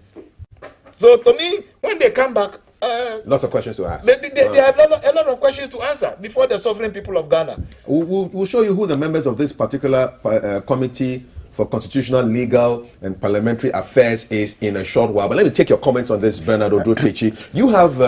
You work closely with the Commonwealth, yes, and so you can give us some backstory and some context. Yeah, Carl, good morning, and let me say good morning to your viewers too. Let me say good morning to the people of Sunyani East. Today they are embarking on demonstration on poor road network. Okay. I am from Sunyani West.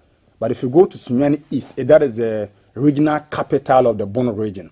As I speak now, if you go to New Doma, Koto, Chrome, the road is just in more trouble. The contractor has been on site for the past 2 years. Every year the president goes there to commission it and to cut sod. And the people are saying enough is enough. Who's the MP there?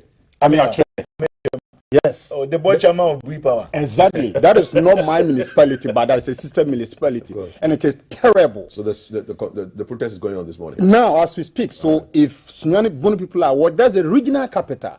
And you see, Calf, when you walk to Sunyani now, it doesn't look like a regional capital. It doesn't look. Inner roads very poor. And it looks as if we don't have just a political leader. Now, let me come back to the LGBT traveling on board. MPs. But you see, I'm a friend of GBC. And I take GBC very personal. Very, very personal. You could, at times, I send you things. Every day, I go to GBC social media platform twice a day, morning and evening. Like a medicine? Yes. And that's why at times I'm able to send you certain things I see which are not right. Yesterday, I was very disappointed in the host of Talking Point, and I'll be blunt. We'll talk about that. We'll talk about National Cathedral. Let me finish on that. Let's finish with LGBT. And that's the reason why today I got here a bit down. Because I don't miss Talking Point for any reason. I watch Talking Point to the next day. The most contentious issue in Ghana now is the LGBTQ plus and the National Cathedral. But when I watched it yesterday, I was watching with some colleagues of mine, and we were equally disappointed the questions from the host. Because you see, there is an issue Ghanaians want to hear more. Though I don't want to determine the editorial policy of GBC, but having watched Talking Point for the past 16 years, I was into Talking Point by my grandfather, late grandfather. He made me watch Talking Point like a pill. So I love Talking Point. But yesterday, I was disappointed. Let me come back to this homosexuality thing. Look, if you are a Ghanaian and a pastor, and you are putting up a national cathedral, and you are afraid to talk about this LGBTQ+, then you are disappointment to Ghanaians. You are a clear disappointment because Sodom and Gomorrah story is an indication that God has not approved that. I work with the Commonwealth. How does the Commonwealth operate? It operates purely on consensus building and respect of sovereign states. You have 54 countries within the Commonwealth. Africa has 18 countries. In the 18 countries, UK can never invite Nigeria or South Africa for some of these things. Who born dog? It is simply because we are weak in terms of leadership. And now today we'll be very honest with the Speaker of Parliament. Truth be told, you see, the Speaker of Parliament, the Prime Minister of UK, is not superior to the President of Ghana. And within the Commonwealth, every country has equal status. That is how the Commonwealth operates. Within the 54 Commonwealth countries, UK is the headquarters.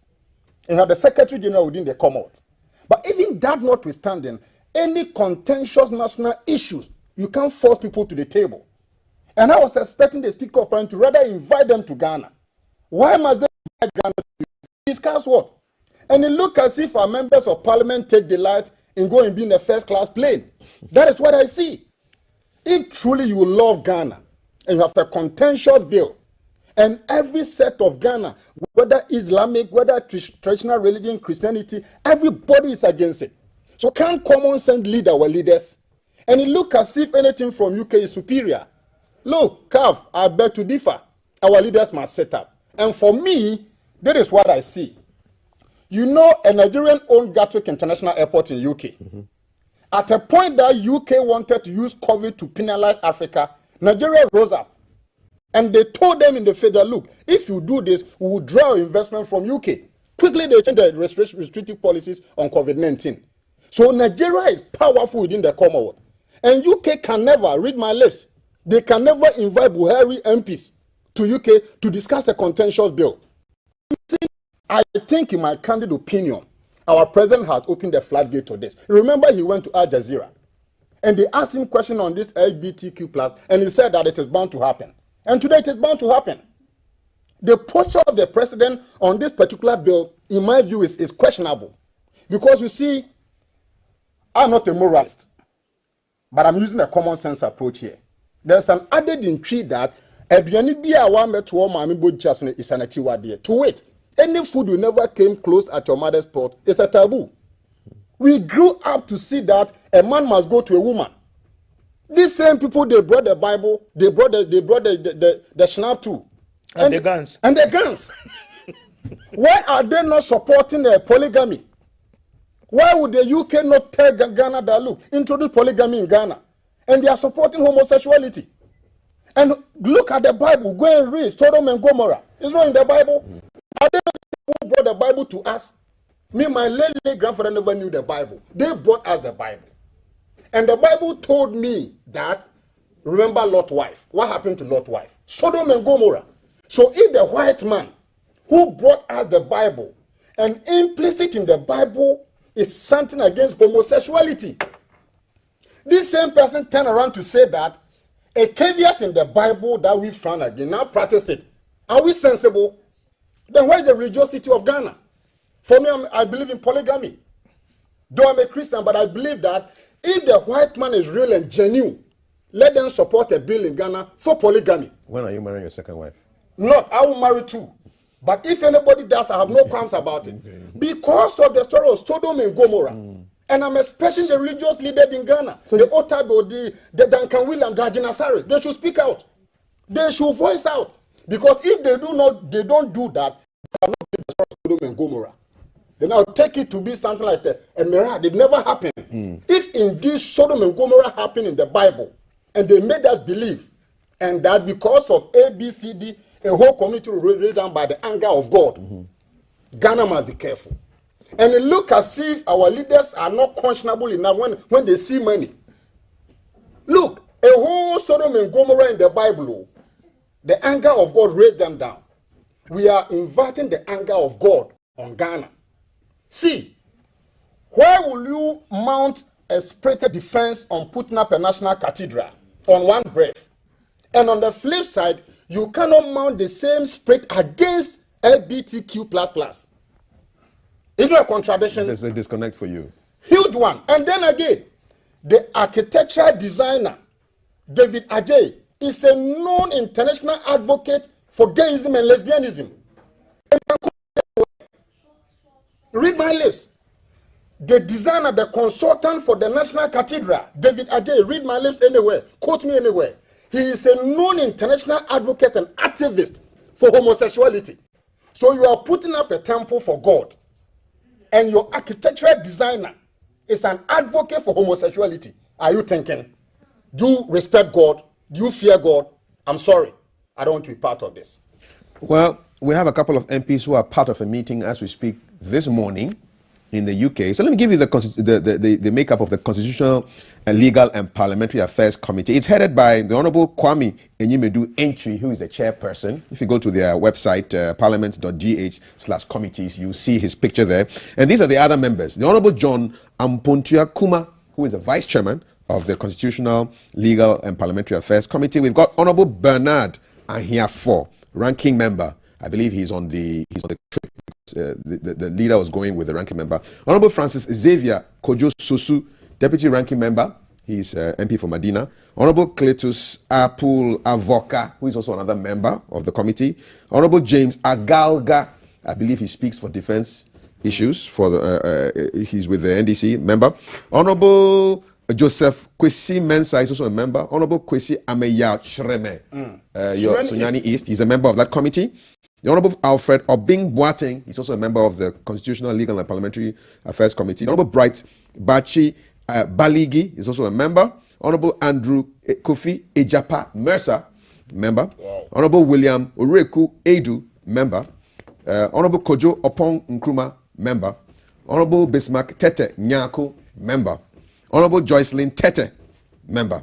Honorable Roxanne Nelson Eche Komi Dafamakbo, member. Honorable Ursula Gift Ekufu, member. Honorable Ayariga Mahama, member. So these are the members. They're all lawyers, eh? Yeah.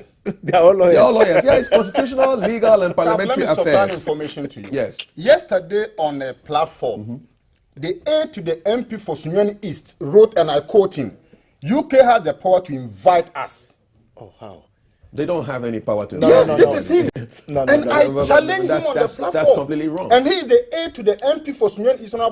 It's not a summons for you to come to court. But it's Bernard, Bernard, excuse me. You see, some of these so-called special assistants, how knowledgeable are they about some of these issues? You see, just dismiss it. It's because his boss is a member of that committee. And it is giving me indication of the discussion behind the scene. Because you see, if he hadn't heard anything from the boss, this statement would never happen. Nobody has the power to invite you to anything. Nobody. But Bernard, please, you cannot attribute this statement to his boss. No, you are not getting up. I never knew the MP had an aide. Had an aide, and he's also a member of this committee. So I'm just opposing, and it was so spirited defense, to the point that UK had the power. I said, no, where lies the power? Have a power? It is a right they can invite, and we can choose to turn it down. Exactly so. Well, he's ignorant. Yes. As I said it. No, just allow him. Maybe he doesn't know what you know. So just allow him. I don't think we should attribute the action of the aide, the aide to the person who employed the aide to his employer. Yeah. I think that employer is a very nice and respected lawyer. So he cannot say this. No, he cannot. So the meeting is happening today. If schedules go according to plan, and they will return on Wednesday, and they have a lot of questions to ask. You see, my problem with even the timing. Yes. You fly from Ghana on Sunday evening. Yes. You get to London early morning. You are going straight into a meeting. And we are going for a meeting. Yes. How mentally prepared are you? Yes. You are tired. Yes. How long? How can you think? How can you think? You see, sometimes some people, they should engage some of us to advise them. You think it's a setup, you come in tired and you go to the meeting. You see, this is what we used to do at Nooks. Any contentious issue that you wanted to debate during the Nooks meetings, you brought it around 2:30, 3 o'clock. In the morning. When everybody in the morning, because we used to have meetings from 9 o'clock in the evening to the next day. So the most contentious issue, you bring it early in the morning. Between 2:30 to 3. Everybody is exhausted. And the witches are all tired. The witches are sleeping. They're all tired. They say, let's take a vote. His man is sleeping and he votes. Even some of you have even left. Listen, what are your comments on this? UK Parliament inviting, sending an invitation to the Speaker of our Parliament, and then he authorizes the members of this Constitutional, Legal and Parliamentary Affairs Committee to go to the UK, and they've gone. They should be in the UK, this morning for a meeting on Monday with the UK Parliament talking about this LGBTQ plus III bill. They return on Wednesday. We shall ask them a lot of questions when they come back. Your questions and your answers, put them on our WhatsApp board 055-556-1034. From one burning, steaming hot issue to another one, and that has to do with the National Cathedral. I'm going to have a conversation with the MP for North Tongue later on, who has some opposing ideas to the constitution, the National Cathedral. But it's a big story. It's a big trend in the news this morning. Yesterday, the finance minister and the CEO of the National Cathedral project were on talking point to discuss the issues. A couple of highlights from that conversation. I was listening quite keenly, and the finance minister said that he was quoting the president, who spoke on March 6, 2017, and he talked about having gone to cut the sword for this particular project. President also having quoted last month that it was a priority of priorities for the country. Is it a national priority, this National Cathedral? Lots of conversations around it. You are all talking about it. I want to hear from my guests. Let's watch this video concerning the particular topic. We shall return for more conversations. You're watching GTV Breakfast.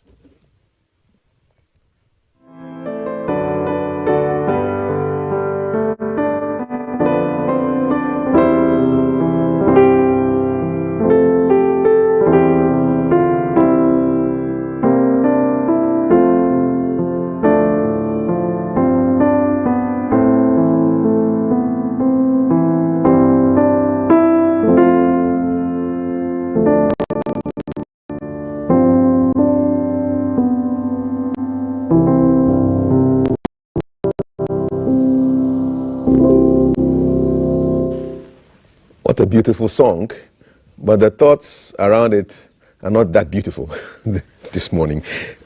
What is the big deal? The finance minister quoted all kinds of countries who have places where and he said it's not just a cathedral, but it's a place where state activities will happen. Ghana is 70% Christian. Ghana is 90% religious. It only makes sense that the state must provide infrastructure to accommodate the aspirations of the people. It's a priority of priorities. The president has been quoted as saying. Bernard. Kaf, I indicated in my preamble that I don't miss talking points. Yes. Now or not, because that is where I get the fullest of education. What were you expecting the show to have brought out? One, you have a contentious issue which is both economic and political and religious. And you have two major political architecture in the country. And you have leading members of both political parties either for or against the National Cathedral. And I am not sure any individual who is reasonable enough will be against National Cathedral. People are concerned about timing, about how inconsistent government posture has been, because from day one, the board of trustees, key members, and the government machine made Ghanaians to believe that not a person will come from the government kitty. This is the belief and the position of the government from day one. Now, Ghanaians are rising up to realize that a lot of money is coming from the government consolidated fund to support the National Cathedral. So it would have been very nicer on the part of GBC, the production team, to engage people from the other side of the divide. And you see, one key critic who has been on so lousy on this is Honorable Kujeta Ablakwa, and who has given certain information that we never had. So I was thinking that the production team of Talking Point yesterday would have engaged, if for nothing at all, Honorable Kujeta Ablakwa versus the CEO and the finance minister. I'm engaging him today. No, but I'm talking about Talking Point. But it's happened. Breakfast show is though big, but is it Talking Point is the ice on the cake? Because we are the cake.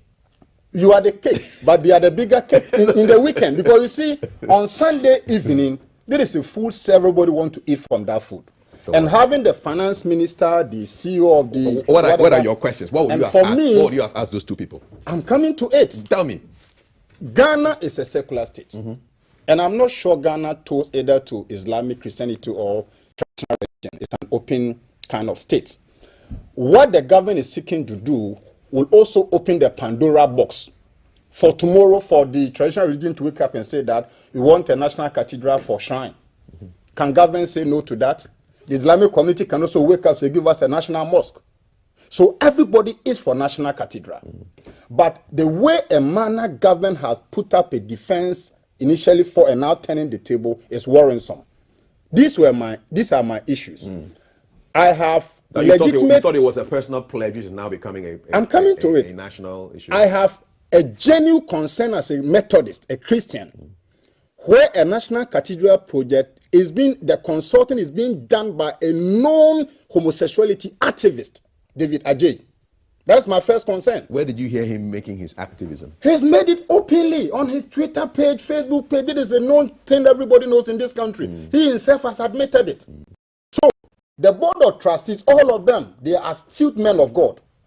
And me, I'll never sit here and downplay what Dr. Williams can do. Would you agree? So for me, would you agree if somebody said somebody's views on homosexuality have nothing to do with his architectural skills? No. Would you buy that argument? I'll never buy it. He who calls for equity must come with clean hands. If you want to call for equity, your hands must be clean. So putting up a national cathedral in honor of God must never have the consultant being a known homosexuality activist, because Sodom and Gomorrah story give us a clue about that. That's my concern number one.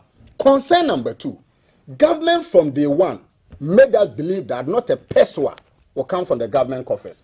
And this led to the setting of the board of trustees. So if today the table has turned and we have Ukrainian war, we have COVID-19, and government is hard pressed, a government who listens to the plight of the people in the midst of the economic situation will come back to Ghanaians and say, okay, I am the government.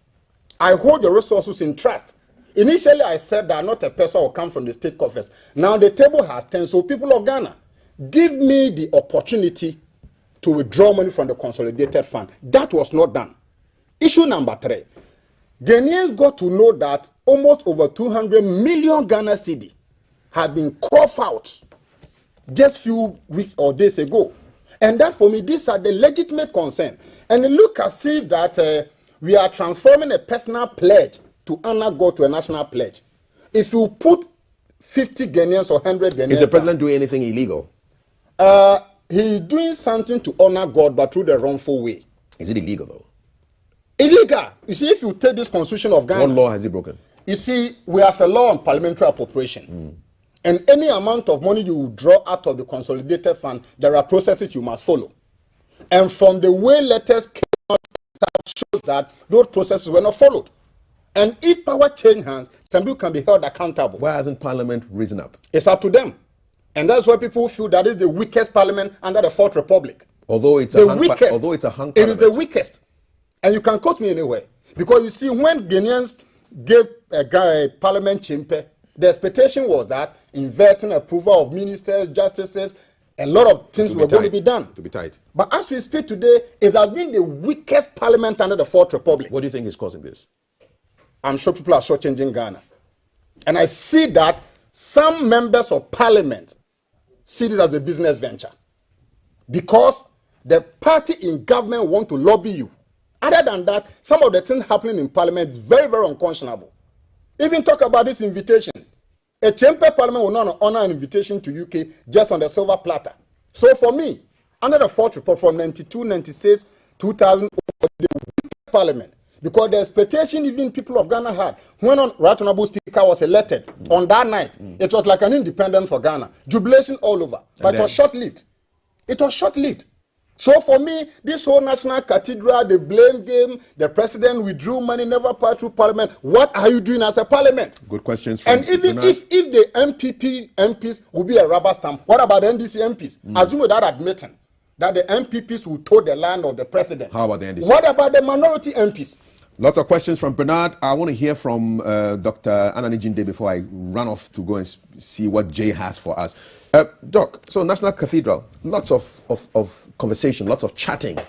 Well, my first comment is that, you see, we have to be able to separate one's professional life and then one's own private life or whatever activities The is beliefs, engaging. the beliefs have no. So far, Bernard has not made any.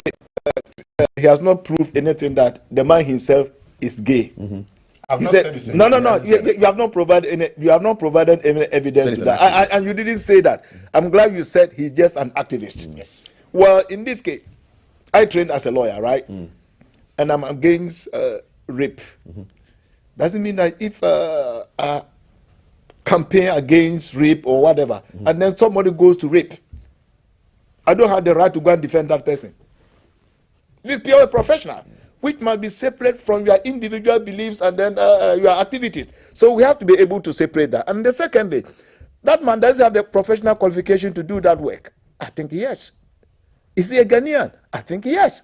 And he has a record all over the world where he's done a lot of work internationally. So if we have a problem with the cathedral, I don't think it would be fair or proper to question why that project should be given to an individual simply because he's been engaged in certain utterances or certain activities. That's the first one. My understanding from the very beginning was that the president had made a commitment to build a national cathedral, not a private cathedral. It is a national cathedral, from my understanding. Is that what he said when he made his pledge? What's the name of that building? This is what we call it now, but when he made the pledge... Well, I think so far I heard him say he was going to build a national cathedral. So if something is a national cathedral, I think at the end of the day, who is the owner of that property? Is it an individual? Is for the state called Ghana? So ownership comes in here. So somebody making the pledge, building a national cathedral, I don't think we can disagree on that. Does he have the buy-in of the people? But my understanding from the beginning was that it was going to be privately funded. That is the information that was in the public. That is my understanding. Yes. I don't know what is that is the position or not, but that is the way I understood it. And there were private fundraisers for this. There were private fundraisers. So I thought that it was going to be a collaboration between the churches, individual. I can confess here today, I've even contributed. Yes, there was a short code that was open. Yeah. I've contributed. I think for 2-3 months or so. With the advent of COVID, things changed. So I believe as a Catholic that we need this national cathedral, but the funding is what has become the issue now. Because from the very beginning, we were made to understand that it was going to be privately funded. So if for whatever reason, the dynamics have changed or the need has arisen for us, for the state to come in, then We must be told, and an explanation must precede that. I think Ghanaians, being very religious and then God-fearing people, if the explanation had come earlier, I would not have opposed it. If we have gotten to a stage where we needed even to advance some money for the project to continue and then finish on the time that we've set for ourselves, I'll be willing to go with that. But if there's no explanation and all of a sudden people wake up the next day and then they hear that 200 million, you see, if you do that, you provide enough ammunition for people to criticize or to bastardize the entire project. Indeed. So I think it is the explanatory part that has become a problem now. Did you watch Talking Point yesterday? Yeah, I did. Did you get answers to some of your questions? Well, I did not. I did not. What did you want to hear? What answer did you want? In the first place, Yeah. as Bernard said, I don't want to question the editorial capacity or ability of your producers. GBC has some of the best journalists in this country. Agreed. But I was expecting that a contentious issue of this nature, which will have certain fair representation, even the composition of the panel. The CEO and the finance and CEO. To every coin, there are always two sides. And in the law, we say, audi alter partem.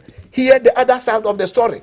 Hear the other side. Audi alter partem. Hear the other side of the story. But that is why when you have a case, they don't just send you to jail, they send you to court so that you come and tell your side of the story. Principle of natural justice. She did ask questions about, hey, how much is this thing going to cost? When is it going to be done? I'm not talking about the question now. I'm talking about the composition of the panel. You would have wished to have another voice. We had another voice to create a balance so that we can hear the other side of the argument. That did not happen. And then I think her line of questioning, at a point, I got the impression that she was one of the panelists. She became a panelist instead of a journalist who should be asking, probing, and interrogating questions. You see, journalists, our duty is to make the comfortable uncomfortable. You think the CEO and the finance minister were too relaxed? They were too comfortable. I think as journalists, let's make them uncomfortable. Push them. Okay. Interrogate. Can I push you? Insist. Can I push you too? So I think, you see, on the whole, I think most of the questions I was asked, I was expecting to be asked, did not. What was the most important question for you? Why is it that the issue of the funding has suddenly changed from private to public? That's a big deal. Okay. No, it's a big deal. It's a big deal for you. And then also things like we're hearing about bringing some from Israel and then all those things. I understand the stone, the foundation stone came from Jerusalem. There were a lot of questions. And then how much is going to cost? And how much $50 million. How much have we been able to raise? Okay. Are there any intention to do more fundraising? All right. And So lots of questions. A lot of questions. We'll get answers for you. We'll get answers for you. This is GTV Breakfast. My name is Kafude. My guest, Dr. Kweku Anani Jinde, a proud Catholic and a lecturer and a lawyer. And Bernard, the Methodist, and a journalist as well. And Bernard, the Methodist, who has polygamist inclinations, but is not a polygamist in practice. But he will not condemn any polygamist. No. Thank you so much. Your comments on 055-556-1034. Let's go to Jay. We are talking about structures. We are going from a very grand, at least in the videos, looks like it's going to be something very grand. A grand national edifice, National Cathedral, to, well, a broken bridge. And here comes Jay, keeping an eye on something that it's quite important. You're watching GTV Breakfast. Jay, take it away, please.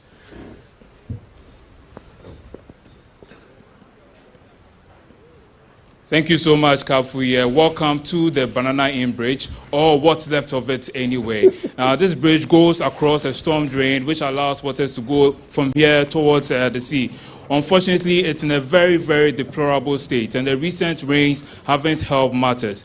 It's still very much in use. You will notice and observe that people are still using the bridge. When we arrived this morning, there was one school child who was crossing the bridge with the mom and was even weeping because of the dangerous nature of the bridge. I understand last week when the rains came in, due to the way it was flowing and all that, it came and it took away some of the reinforcements underneath the bridge. If you look on the far right, you see two pipes, but on the other side, those ones are on the ground. You will see it because of the ties which are still surrounding the pipe within the water. So that's where you notice that there were some reinforcements down there, but it also came off. Fortunately, there are some buildings. Fortunately, when the rains come in like that, it doesn't flood the area. That's what residents here are most grateful about. Unfortunately, the state of the bridge is not helping matters, because this is what they have to use to get across from here to the other side, here at Banana Inn. It's in the Ablikuma South district here, the domain of Nilante van der Poel himself. And at this point, I just want to make an attempt to cross the bridge. Okay, the attempt was made. I have changed my mind. Looking at the state of it, I'm just going to just speak to some residents who live in the area so they can tell us what exactly it feels like crossing this bridge. Ma, sister, good morning. Leke. Hey, Margu, me form you for me apa I feel me la Banana Inn, Abolo Bridge. Me apa gata manyu kra o eva sere do mafiara anoba pa wievo va yena o va gbe mi hold gata ta kaka mo na na ko do kumira manana ma na chija ha o ma gata ma da mu ta maro afudam na maro ta mi kuku dan banari over we na mi da kuku apa gbogbo va yi. Okay. Thank you. So apparently they were promised to gata for them, but because it hasn't been done, it's like they keep coming up, and then it's like for some time now, apparently for a long time, almost a decade, it hasn't been done, and so that's what they are waiting for at the moment. Good morning, sir. Morning. And in our kucho name, if you are fita Ghana, Malay, Cheche, kucho, Ajakashi, bridge you be an Walanche, Walker, Wale, Walker, Kososo, Dagby. Oh, bien, Eto, Efite, what the Lukuluku? What got the bien, Jenny, and Ekoya. Ya, Mukumoko to me. She, Nina, na fegota que je sais a ben shom ye shom bien fio na fe ke asukula so many years there afe how ni bridge fio ni wo chono full bridge po ebo wo pa ye wole no ni wo fe ye kucho na mi e fio ke wo fita Ghana ma ru e wo pa ma fa ka fe gota full bridge la bomore na ba fe how school bien school beke bien na chono kaya school kan bi wo pa me fa eto wo pa me fa wo pa ma fa wo pe gbomo di saji wo pa me fa aba fe ha o keke full como full bridge e bo. So basically, he's just lamenting the situation. They've been here for a number of years. The bridge hasn't been fixed, and he's pleading with authorities to come in. Ajegbaba chami jeni ngbone wu ajegbe cheche jegbe ni ba gbere mi ojogba agbo ekumo ochuji efe ne ke ba fe gota e ba gbere mi keke so many years ne.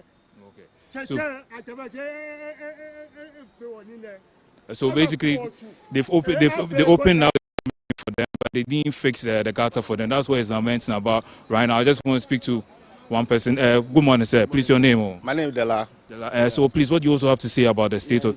This bridge is disturbing us a lot. Actually, they've demolished our house. That was 2012. That with intention that they are coming to construct the bridge, the gutter. As at now, this year, when the rain started coming, it's like the bridge is entirely off, and the children's this bridge leads to Camara and the Banana is the intervention to Banana and the Camara. So the students cannot even access the bridge to their various schools. So we are appealing to the government to assist us. We are suffering. We are really suffering. And if you go to the end there, you can see the light pole over there. You can even realize that it's creating a whole lot of danger. If you are not careful, one day it will create a whole lot of confusion. So we appeal to the ECG if they can even transfer the pole, the two poles there, if they can transfer it to any other place so that it will not create any havoc in terms when the our assemblyman, his name is Nat, and this area is South Ablekuba. It was under Oko van der Poel. He is the assemblyman in this area.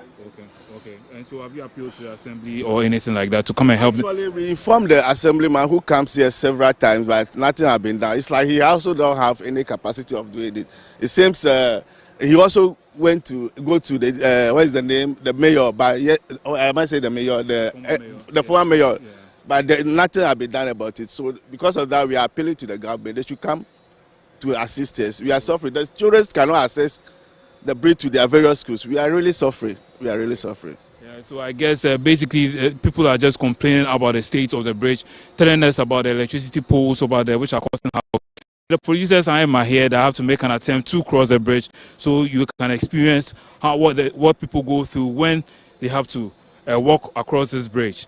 I must say it is quite slippery and all because at this point where I am presently, you can just take you across. Yes. I was going to speak to one more person, but it's not because I'm not bold or anything to make my way across. But yes, I think I'll wrap up here. Oh, so this has been from the bridge here in the Ablikuma South district. Yes, we just want to speak to the mayor once, the former mayor once again, the MP for the area, Mr. Nyoko Vanderpoy, and of course the district assembly to come and fix this bridge and across this storm drain as soon as possible. So for GTV Breakfast, back to you, Kafui, in the studio. All right, Jay. Jay went halfway across the bridge and decided that no, he will return. It reminds me of the trips on the Kakum Canopy Walk. People walk, they take a couple of steps and then they start screaming and they want to go back, and by the time it's too late, you have to just finish it. Jay, thanks a lot. That's a really shameful bridge. How much would it take to fix that bridge? You know, reinforce the banks, put a metal bar on it, make it safe and secure. The district assemblies need to be up and doing, because these are health risks. These are dangers to the lives of people who are there. It just brings you to how they are even appointed. The whole business of appointing the people who are in charge of this area. I think they should be accountable to the people who live there and not to any political authority, because they go there and then they are just thinking about, can I use this to become an MP? You know, that's basically what it is, you know. Our messages are in 055-556-1034, Monday the 13th of June, one day after the 73rd anniversary of the CPP, for those of you who like dates. I like that. Good morning. Minority group in parliament is not biting at all. Ghanaians are being forced to pay e-levy. Now monies are being withdrawn from the consolidated fund for the National Cathedral. Hey, Ghana. Himil. Why is it that Ghanaians allow themselves for whites to control them? How can one country invite another country to their country to deliberate on its policy? So our leaders are attending the meeting to have a look at the country because of money. Our leaders are not helping us in any way. And if care is not taken, Ghana will be destroyed. Does UK have the power to invite Ghana for such a meeting? And if we are being influenced by money, why are we not doing things right to our own things? It's a shame if Parliament attends this meeting. Well, Parliament is there. Members of the Constitutional, Legal and Parliamentary Affairs Committee are there. Good morning, GTV. Texting from Volta region. You want an opportunity to talk to me? Okay, all right. We'll talk about that later on. Good morning, GTV. We should understand that homosexuality is not the reason Sodom and Gomorrah was destroyed. Sodom and Gomorrah was destroyed because of wickedness. The people were intolerable, hostile, inhospitable, and practiced loads of wicked practices, including homosexuality. Okay, all right. Thank you for the religious lessons. I saw the UK invite, but didn't really pay attention to it because I was in search of an essential issue. How dare them? What prevented them from coming down to talk to us about whatever it is that they want to say? That is, if it's even necessary. Was a warning from the IGP to the representative here not good enough for them to stay clear of? Why do some of our leaders freak out at the mere mentioning of a foreign invite? They should be mindful of every detail that they succumb to in that ongoing meeting. They shouldn't dare exchange our moral values for any amount of money in the world. Oh, Ghana. I guess our leaders don't even have the balls to reply to them by telling them to come down and have that meeting. What a shame. Don't be mentioning balls too much when vandals are around, you know. Cathedral, cathedral, cathedral. The most genuine and proper financial loss to the nation. Please, all baby lawyers, rise up to the task, since the old law fraternity can't due to the political golden spoon in their mouth. Trisha, I applaud Dr. He's spoken so well. Reasoning has spoken. It's a national. Oh, Dr. Jinde. It's a national cathedral, not a political party cathedral. God is not mocked. Okay. Silas. Any member of parliament who will leave the country with the claim of honoring the invitation by so-called LGBTQ will return to the country and find that his or her seat at the parliament has been declared vacant. The nonsense and selfishness from our politicians must stop, and must stop now, says Silence, is showing a warning. Monica, my problem with the National Cathedral is this source of funding, which isn't transparent. In France, the Notre Dame Cathedral fetches the country about 13 million euros yearly in terms of tourism attraction. So when the cathedral got burnt, Macron declared that he would rebuild it. Other leaders of EU countries also made pledges. For me, there's nothing wrong with the building of the cathedral. Just that we should be clear about the funding from Jakpata. Jakpata is a kind of a snake. It's an ever word. When Ghana accepts LGBTQ+, we are dead. When it becomes a law, we would also request a national cathedral for LGBTQ+. Interesting. Jagos 1, just give us a victory. Why not? Good morning, breakfast show. As a country, we need to know what we want, but what we need. There are so many churches in Ghana, but yet leaders keep on destroying the country. Oh, I'm a Ghana. And you are thinking, hashtag egg and local wine for any swearing in. Okay. We really love what you're doing for the country. Good morning. How are you all doing this morning? We're doing great. We're doing great. Eugene, Ajay, and Sa. National Cathedral will be an asset for the state. So why all this noise? So many things come to mind when there is something to be done. Let's all give peace a chance, says Eugene. Okay, good morning, Mr. Speaker of Ghana's Parliament. I hope your team to UK this weekend will fly the flag of Ghana in UK, since United Kingdom is Ghana's major development partner. These days, the Chinese are also in the system. Blessed morning. I agree with Bernard that a man whose hands are soiled with an abominable issue like LGBT cannot be the person to design for Elohim. And then you are giving us biblical issues. God told David that your hands are soiled with blood, hence you cannot build a temple for me. King Calf. I beg to differ. The Honorable Law Lecturer, per the example he gave, if he campaigns against rape and someone commits a rape offense, if he's approached to defend the rapist, in principle, he must turn it down. On principle, he can't be seen to be defending the alleged rapist because of what he stands for. Is that the case? Everybody is entitled to a defense. Is that not so? Yeah, everybody is entitled no to matter a what defense. you've done, right? But you can also reject on your principles. On your principles. Okay. Yeah. Okay, let me go to some of the earlier messages so that you don't blame me for anything. You're talking about the Green Project. Yes, we planted trees, plenty, last Friday. NAPCO personnel still want their money, so NAPCO, please do something for them. Okay, more messages. Another story is that the invitation was from the Commonwealth Parliamentary Association to the 3-day conference, not the UK Parliament. Okay, so you want Honorable Anyimedu and the team to come clean. People are talking about the battling against to the UK must not enter Ghana. They've been compromised. We will fight LGBTQ+, says Zuberu. I have nothing against the LGBTQ community. My stand is that what goes on between consenting adults in private is their own business. All the same, I'm disgusted that our MPs will fly to the UK to discuss this bill. Do we not have more important things to discuss in Ghana? Lots of you are talking about this. Parliamentarians are never serious at all. I think they are those who are doing the... how can you be invited to discuss something forbidden in your own society? Very big disgrace to our MPs. I'm really surprised at the invitation from the UK Parliament inviting our Parliament. My question is, are we independent or are we still under slavery? Oscar Glanga. We're looking at what our leaders will do. God bless our homeland Ghana. I'll take a couple more and then we go. Do we have a sovereignty as a nation? Some weird things are happening in this country, says Ni Louis Kobla. Somebody's talking about inflation here. You think that we may record 100% by December. No, that is a bit extreme. But who knows? We are around 27% now. Okay, and you are thinking that the Ghana's true inflation is hovering around 45% from Ablade. If Yakumo Zungo in Kakra. The last one, Ghanaians must set up with this issue of the LGBTQ bill. We are good with the peace we enjoy as a nation. We don't want any calamity to befall us as a result of this bill. Thank you very much. Lots of messages. I'll find some time and read some more for you. Thank you. You are watching GTV Breakfast. That bill, that bridge is still on my mind, you know. A really, really crazy bill, a bridge. Gentlemen. You know, Kaf, I'm very much particular about local governance. And because having been an assembly member and presiding member before, these MMDCs, some of them, they are not appointed on grounds of competence. And when I serve as a presiding member, you could see clearly, some of them even, they don't understand even the job as an NC. It is simply because that they owe allegiance to the appointing authority. And that is where the issue is. Look, if you take the Assembly Common Fund, in the allocation formula, we have 5% for self-help projects. And that is something most even assembly members don't know.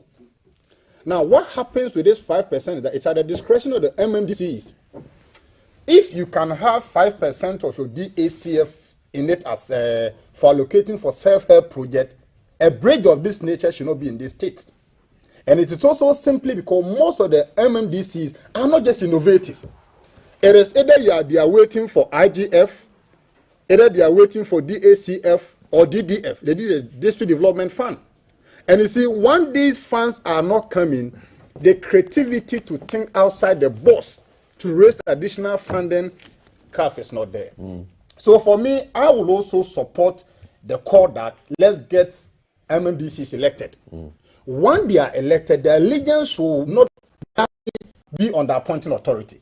But once we keep appointing them, and the appointing authority will be purely on party lines, and even on the party lines, loyalty comes before meritocracy.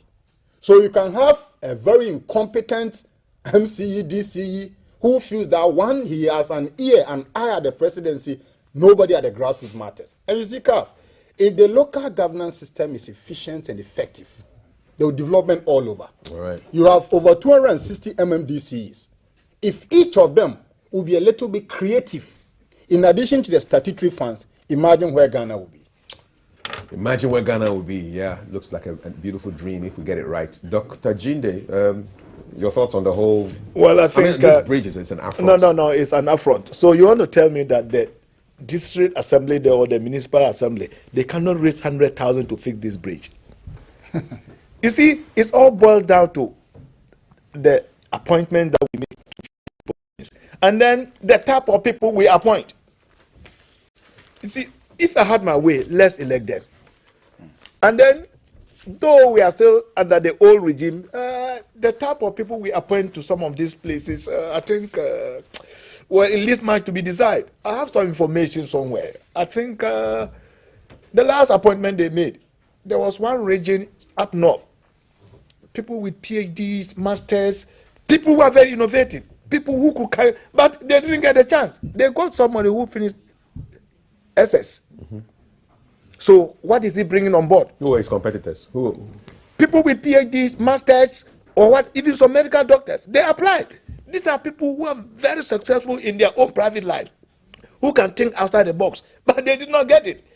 I see. What tipped the election over for the SS guy? Well, I think he should know the president. This is what Damboje said during the appointment. He said, well, it doesn't matter how much work you've done or how competent you think you are. You must know the president. I said, excuse me? So must all of us know the president before somebody gets an appointment? Maybe that's our brand of democracy in Ghana. And I didn't expect that to come from the Minister for Local Government, Damboje. You heard him say that? Yeah, on Asempa. I even recorded it. That it doesn't matter what you think you've done, but that the president know you.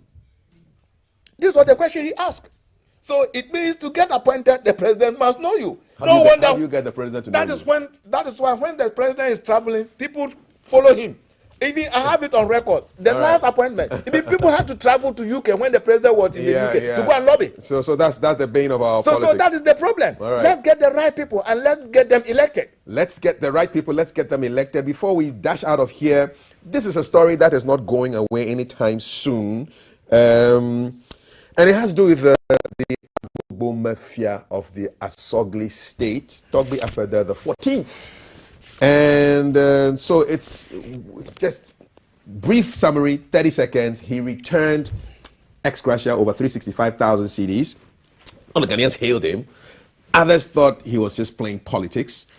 Paul Adumotre of Metro TV has gone on a couple of shows, basically criticizing, for want of a better word, the chief, and all kinds of things have come up.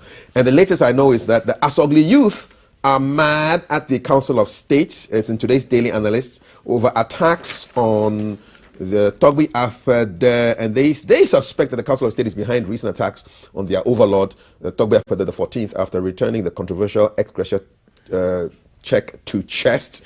So he explained that the payment was inappropriate for the work, for the economic hardships in the country.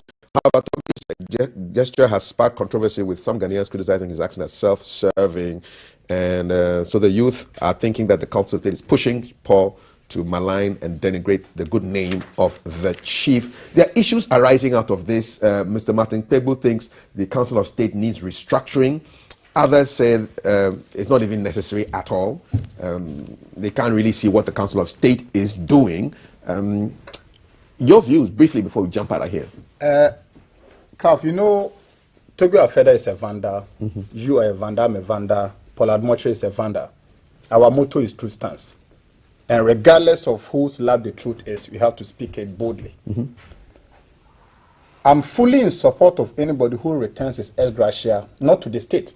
I would have loved that Togo would have identified a key project in his area. Imagining the Asogli state, don't they have problems?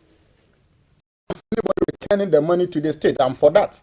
To show that, yes, you are genuine, you love the country because we are in an economic crisis. But in the same economic crisis, in your state, you have challenges. I am sure in the Asogli state, there are still schools under trees. I am sure in the Asogli state, there are still communities without electricity. So instead of him bringing the money back to the coffers of the states, I would have expected that he should have channeled that money to a certain monumental project so that people will see that, oh, this amount of ex gratia was paid to Togo Afede. And for the love for the country, he channeled the money to this specific project. That I am for it. Now, there is also calling for the fact that genuinely, some people don't need that money. It is not everybody who serves the country who needs this fat ex gratia. And Togo Afede has shown. Don't forget that a certain taxi driver returned 8,000 K plus. And there was applause all over.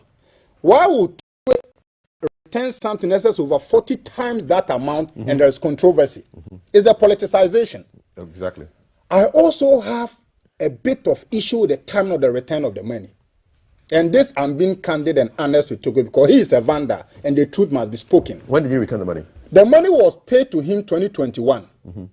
That is per his own write-up. And he is paying the money in 2022. So the legitimate question as a vendor I want to ask is that from the year 2021, what month in 2021? I think June or something, that I know for a fact. In his release, his own release he gave. I am asking very basic fundamental questions.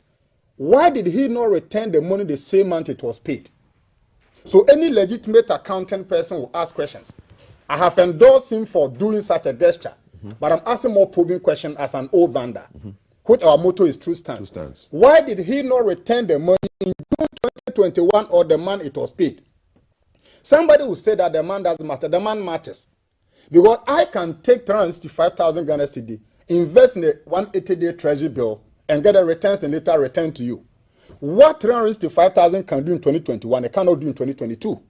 So in as much as I endorse him for the gesture he had done, I'm also asking more probing question that in his own Asogli state, I would have expected and laughed that he would have used the money to do something monumental so that the people of Asogli state can say that, oh, you are our paramount chief. You got the chance to be a council member because you are the paramount chief of the Asogli state. And by virtue of that, having gotten this ex gratia, you diverted the money to do ABC in the Asogli state. Bringing the money back a year later will raise questions. And every sound-minded person who loves the country, in as much as he will applaud Togo, should be able to be bold enough to add this fundamental So for you, questions. it's a timing issue. The timing is one, and that his state, the Asogli state, the people need help. I am not sure that all the challenges in that state can be solved by the government. So instead of him bringing the money back to the government coffers, they will take this money, will never even trace where the money will go. I would have loved that. He should have identified a school and the trees in the Asogli state and invested the money there. Than bringing the money back to the government chest. I don't support that. Doc. Well, I think this whole issue of Togo bringing back the money is all about ex gratia, right? Do you know that in Article 71, there's no mention of ex gratia? Ex gratia is not in the Constitution. It is just an arrangement that has been put in place to reward these office holders under Article 71. That's the first thing. And you see, if somebody receives some amount of money and he decides to return it, there are two legal issues here. He is entitled to it, but he's not obliged to take it. We have entitlement and then an obligation to take. I work at Gimpa. Gimpa, if they pay me at the end of the month, I say, oh, Gimpa, all the monies that you paid me, thank you very much. You can invest it in Gizma project. What have I done wrong? So this whole idea of criticizing, bastardizing, and then, saying all manner of things as to why he returned the money, in effect, you are questioning his reason and his own conscience, which I think is not right. I think we should rather applaud Togbe for what he's done. Because, we believe this whole idea of ex-gratia is the biggest scam.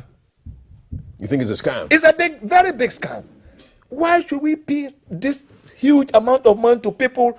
Most of them are retired anyway, and they are living on, they are retiring on their salaries.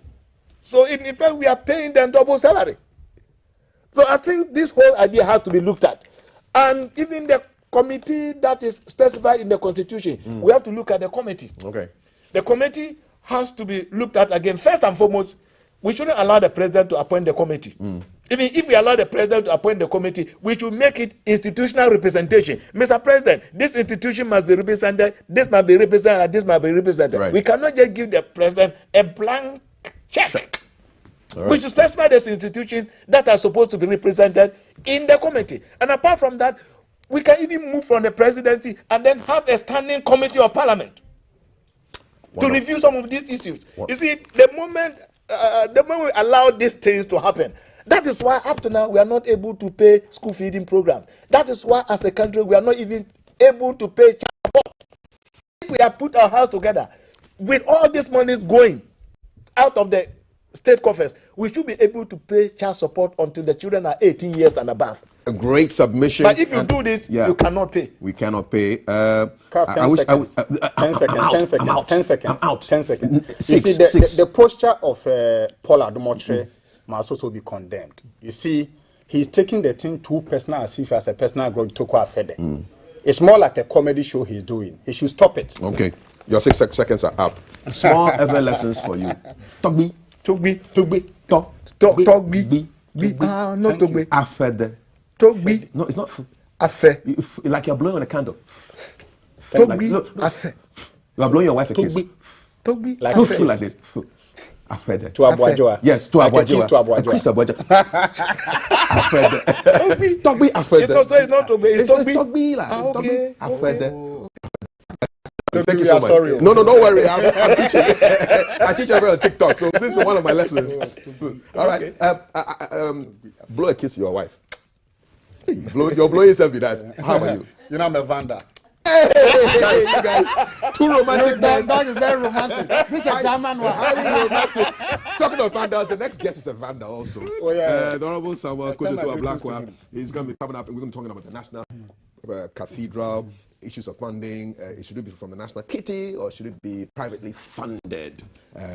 Your comments on 055556 1034. We're back after this. Don't go anywhere. My name is Kafui Day, and we'll see you soon.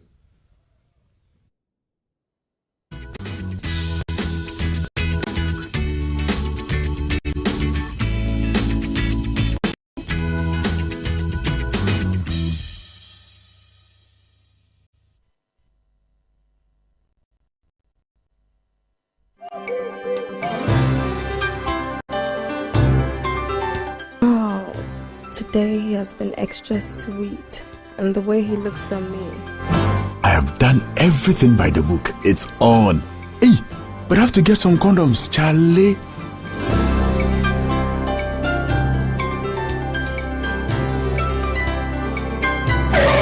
Using a condom will protect you and your partner from HIV, STIs, and unplanned pregnancy. Condoms are an effective way for protection against HIV infection. Don't take risks. Use a condom every time.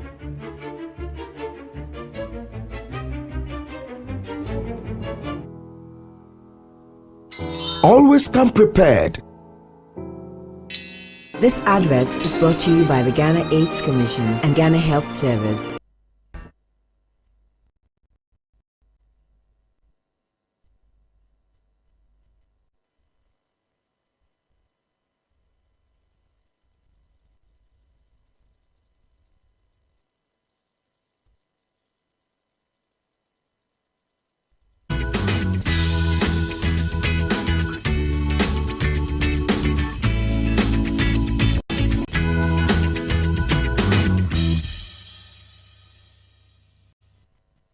gentlemen, there are still some people who ask the question, why a national cathedral?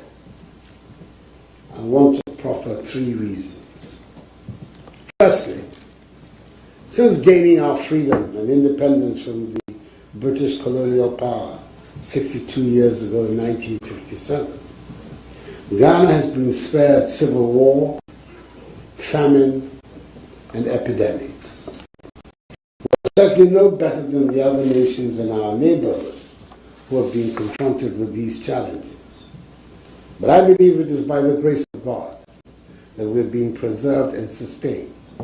And the construction of the cathedral will be an act of thanksgiving to the Almighty for His blessings, favor, grace, and mercies on our nation. Secondly, 71% of the Ghanaian people adhere to the Christian religion, grouped under the various persuasions of the Christian faith. The interdenominational national cathedral will help unify the Christian community and thereby promote national unity and social cohesion. The Supreme Court of Ghana, in unanimously rejecting recently a challenge of the cathedral project, laid particular emphasis on this point in granting approval to the development of the project. Thirdly, I made a pledge to Almighty God. If He was gracious enough to grant my party, the New Patriotic Party, and I, victory in the 2016 election, after 2 unsuccessful attempts, I would help build a cathedral to His glory and honor.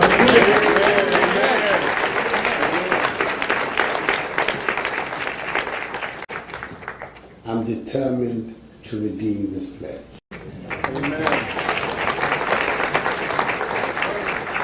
Ladies and gentlemen, I need your help to do so. The cathedral will not just be another national monument adorning the skyline of Accra. It will be the rallying point for the Christian community to come together to worship, to pray, and to promote deep national conversations on the role of faith in building Ghana. It will house a Bible museum, even though not as big as this extraordinary venue for tonight's event. And it will be an iconic infrastructure for national, regional, and international pilgrimage and tourism.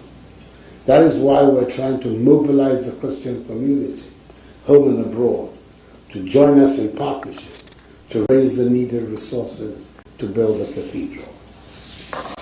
Just as God prospered the prophet Nehemiah to rebuild the walls of Jerusalem, I'm prayerful that He will prosper us and make us succeed in our endeavor.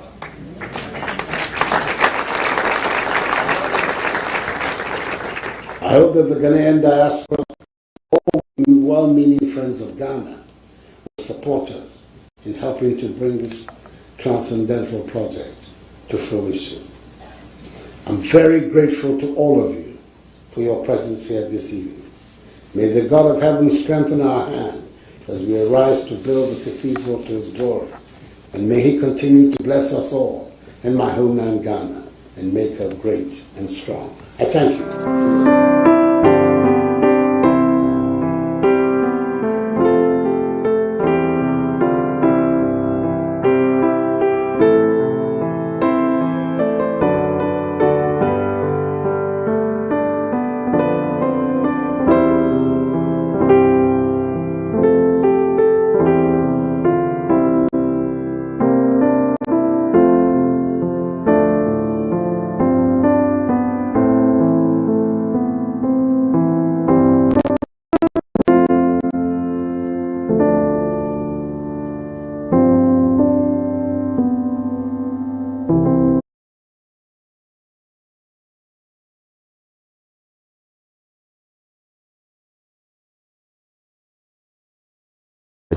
He did, and I was there with him when it occurred. And truly, I guess the questions that are being asked, goes to the heart, in my mind, of who we are as a people and the recognition of what God has done for us since our independence and now. So for him, it is important that we show gratitude to the Lord for how far he has brought us, and all of the benefits that we have accrued as a nation. That's one.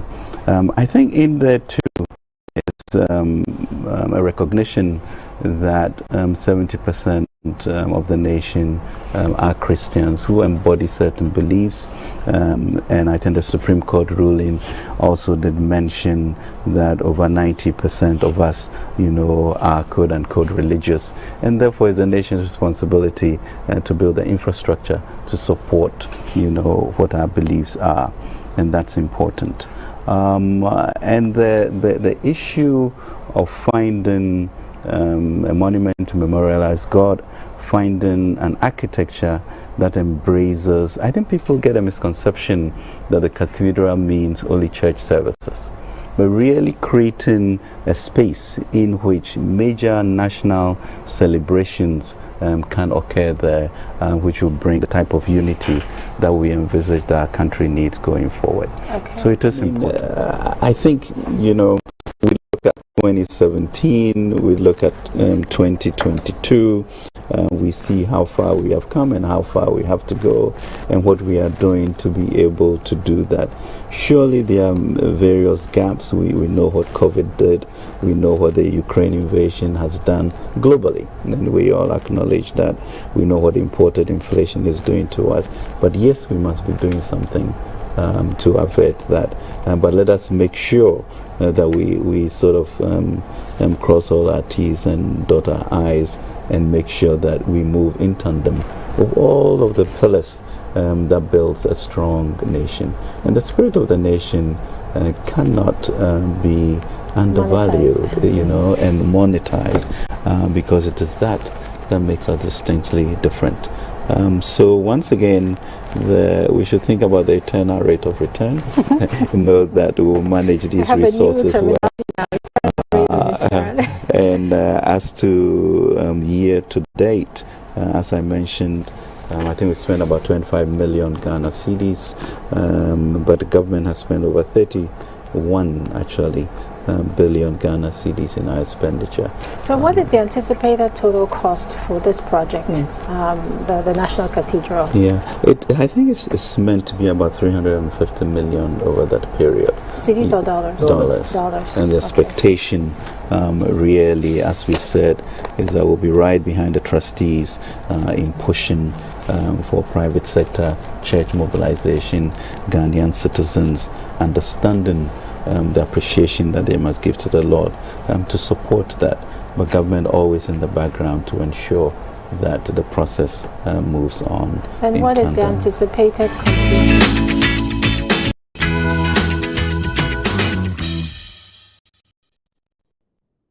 You're watching GTV Breakfast. My guest is former Deputy Minister for Education and Information, currently ranking member for the Committee on Foreign Affairs and the Member of Parliament for North Tong in the Volta region, the Honorable Sam Ukujeto Ablakwa. Good morning. Hi, good morning. It's good to have you here. Good to see you. It's been a while. Yeah, so hope you had a good weekend. Yeah, very productive. I was with my constituents. We did an amazing medical outreach, free consultations, free treatment with the Cuban Medical Brigade. So please give me the opportunity to thank the Ambassador of Cuba to Ghana, Her Excellency Annette Chao Garcia, and the entire medical brigade who have volunteered to be in Ghana to help improve health delivery. They were in my constituency, catered for over 2,000 constituents of mine, and we have referred the special cases, those who need more attention, across the country, and we are footing the bill. So it's quite good. It's been very good. Okay, I'm sure you had time to check out the Finance Minister and the CEO of the National Cathedral Project, who were on GTV yesterday talking about the National Cathedral. I want to kick off. What is the position of the NDC on the National Cathedral? Do you have a unified position on it? Yes, we do. We do. And it is important to emphasize that. And by the way, let me say good morning to all our distinguished viewers across the globe. It's important to emphasize that this is not a personal campaign or a personal crusade. Yes, I may be leading it. It's just like you have Sam George leading the anti-LGBTQI agenda. It doesn't mean that it is his personal crusade. We are all solidly behind him. So depending on the matter, depending on what arises and who really is seized with the facts. So you've been deployed to deal with it. Okay. Yes, so it's important to make that point clear. Our position as a caucus is that we operate under a constitution, and all of us are under the laws of Ghana. Government must come clear and must level up with the Ghanaian people and must be forthright and transparent. If it is the case that government has decided that Ghana needs a national cathedral and that the Ghanaian taxpayer should fund it, government should tell us. And then under the constitution, Article 178 provides what should happen if you decide to touch the people's money. Article 178 of the constitution, and remember that members of parliament are in parliament to carry out oversight so that the principles of checks and balances, we will be derelicting in our duties, our responsibilities, if we see grave constitutional violations and we don't speak out. If you look at Article 178 of the Constitution, it provides that no monies shall be withdrawn from the consolidated fund except A, to meet expenditure that is charged on that fund by this Constitution or by an Act of Parliament, or B, where the issue of those monies has been authorized, I, by an Appropriation Act, or II, by a supplementary estimate approved by resolution of Parliament passed for the purpose, or III, by an Act of Parliament enacted under Article 179 of this Constitution, or IV, by rules or regulations made under an Act of Parliament in respect of trust monies paid into the consolidated fund. You have calculated that 200 million cedis has gone already into the Exactly. Where did that money come from? From the consolidated fund. Did it satisfy any of these conditions? It did not. There was no parliamentary approval. Look, indeed, we have been on the blind side of government, left us out of this whole transaction. If you go through the entire budget of the President Akufo-Addo era, and I've brought them here from 2017 to 2022, there is no allocation whatsoever. This project started, and this background is important, it started as a personal pledge of the President, and I'm glad you played the video. Kudos to your production team. The President is heard saying that he made a personal pledge that after two electoral defeats, he's hoping that if he's third time lucky, God blesses him with the presidency, he will build a cathedral. He didn't even say national cathedral. He will build a cathedral to the glory of God. So it started as a personal project. That is why when the President set up the board of trustees, it was set up as a private entity, and it's still a private entity. It was not like the board of trustees for COVID-19, chaired by former Chief Justice Ofer Akufu. That one came to Parliament for parliamentary approval because it was set up as a public trust. This one, private. No parliamentary approval. If you go through all the statements that were made by eminent priests, I have here government not using taxpayers' money to build National Cathedral, August 27, 2018. Who said that? Immediate past General Secretary of the Christian Council of Ghana, Reverend Dr. Kwabena Opuni Frimpong, says government will not pay for the year to be built National Cathedral. Speaking on Asempa FM's Ekosi Sen show on Monday, Dr. Opuni Frimpong said President Akufo-Addo will only facilitate the acquisition of land for the project, but will not finance it as is being speculated in the public domain. I also very eminent, the revered Archbishop Duncan Williams. He said on October 4, 2019, quote, "I don't see why people should fight National Cathedral project when it's not funded by taxpayer."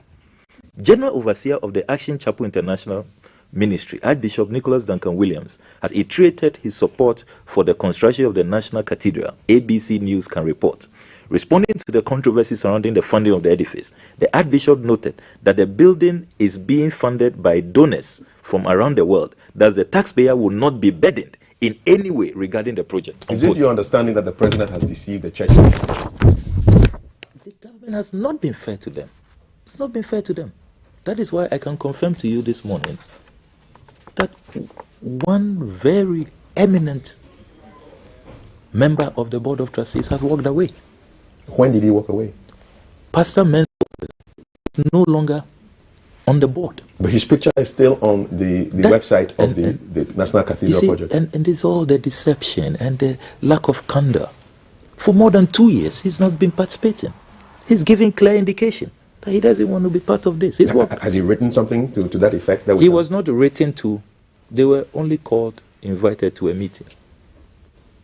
And so if you don't write to me, you don't give me an appointment, I don't have to write back. What will I be referencing?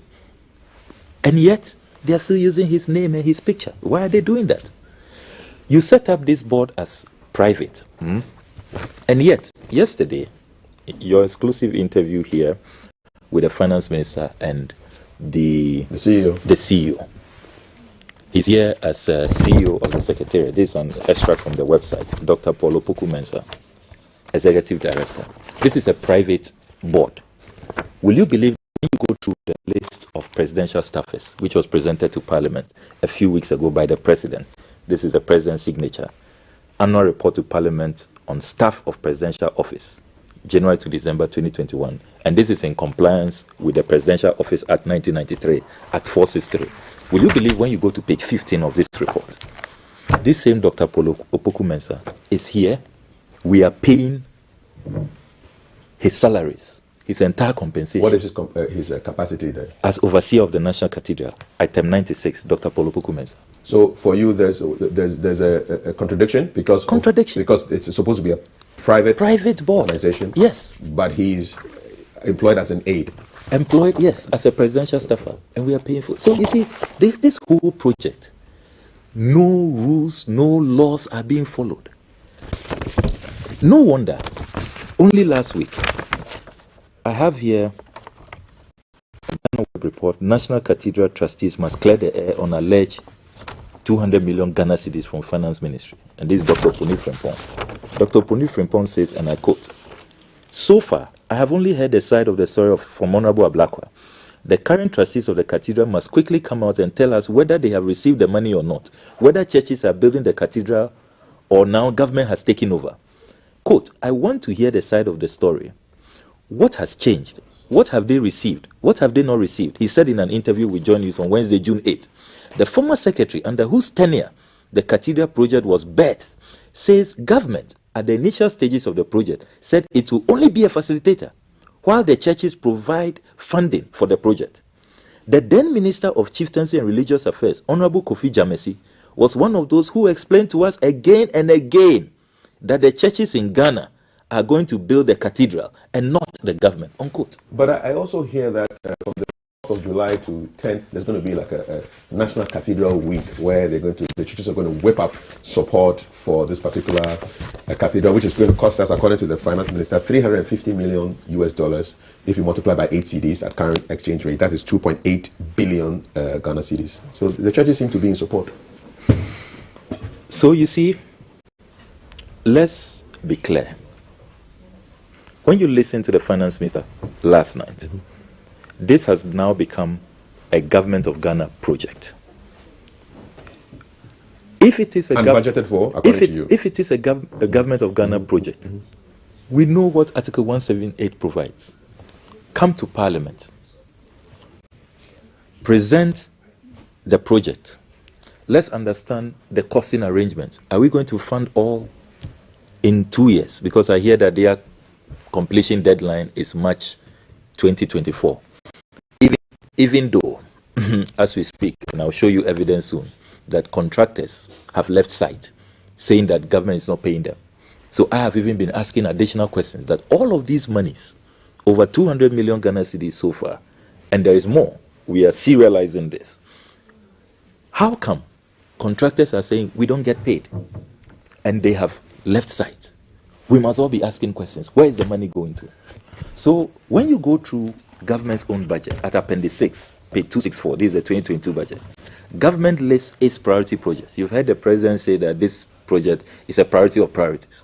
You go through the entire list of priority projects. You don't see the National Cathedral. Not for 2021 budget. Is it not possible that copy it of which falls I have under here. some You don't see it. You don't see it anywhere? You don't see it anywhere. The deputy finance minister ridiculously claimed that they are goods and services at the office of the president. As an MP who has approved more than 10 budgets, I'm in my third term. There are clear guidelines. There are rules. Fiscal infrastructure goes under CAPEX. So buildings, roads, bridges, yes, whatever. bridges, CAPEX, not under goods and services. Capital expenditure. Yes, capital expenditure.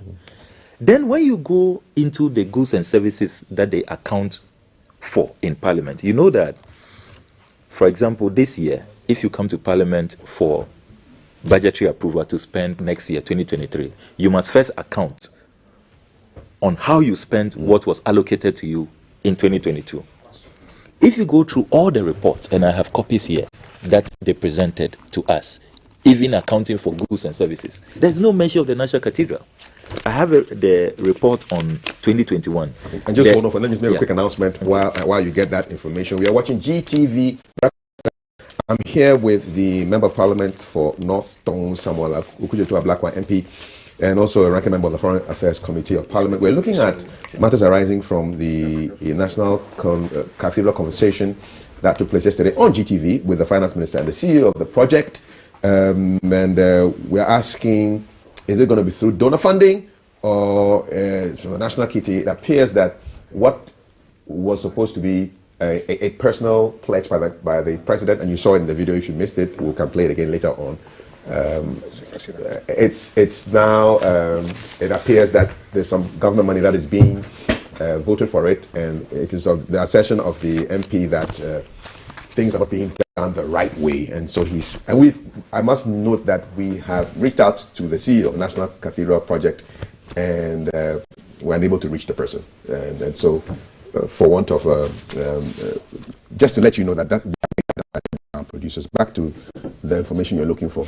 Yes, so you go through, this is a report of the Finance Committee, report on the Finance Committee on the annual budget estimates for the Office of Government Machinery for the year ending 31st December 2021. So the Office of the President is under the Office of Government Machinery. Is the cathedral in that? It's not. It doesn't feature. They reported on 2020 performance, and this is a report signed by the Chairman of the Finance Committee, the Honorable Kweku Kwating, who is MPP MP, former Deputy Minister of Finance, and the clerk to the committee also signs, Ms. Evelyn Brefo Boatin. You go through how goods and services were used here. Office of the President, it only reports that the President procured office equipment and machinery made up of Honda motorcycles, vehicles, scanners, walk-through detectors and computers and printers for the smooth operation of the presidency. The Cabinet Secretary also constituted 5 committees based on the key thematic areas of the executive function. The Secretary further organized 19 meetings.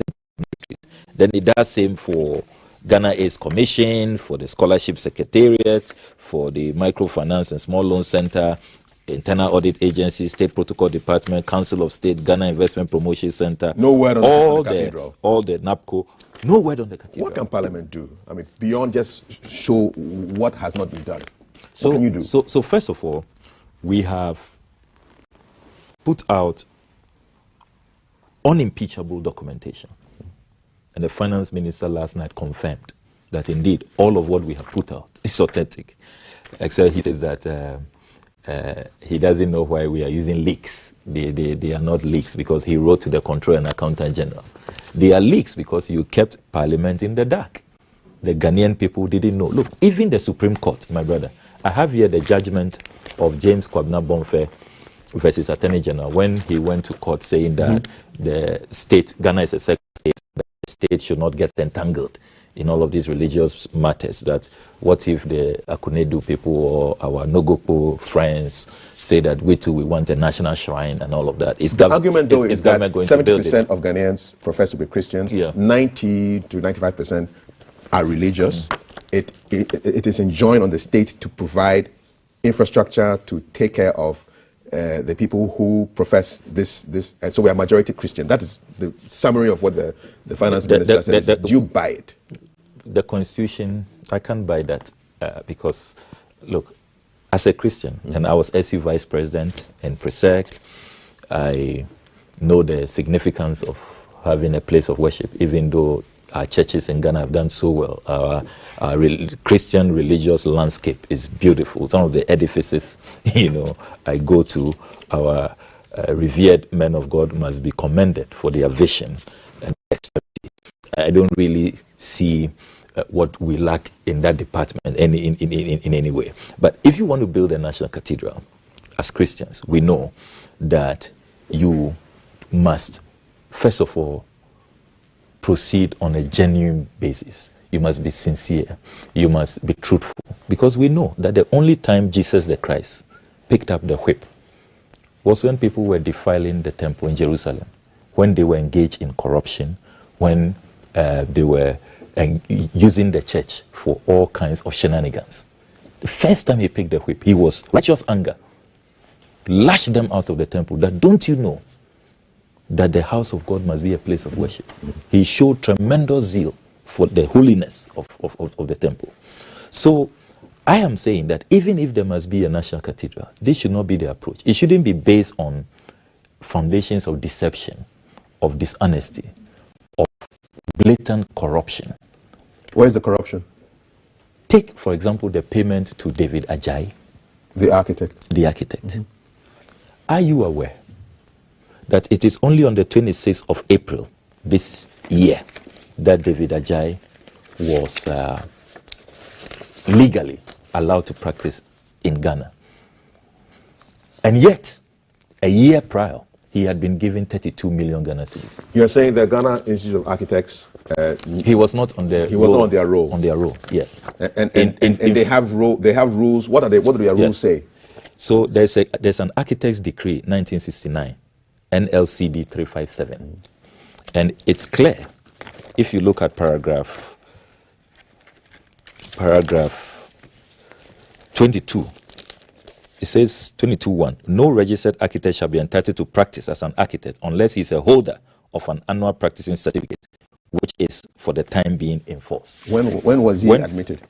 When you come to paragraph 10 and 11, you have to be on the register. You must be enrolled on the register of architects before you can practice in Ghana. When was he enrolled on the register of that? Only this year, 26 April, and I have the publication here from the Daily Graphic. It says, David Ajayi inducted Architects Register. An internationally acclaimed Ghanaian British architect, said David Ajayi, has been inducted into the Standing Register of the Architects Registration Council.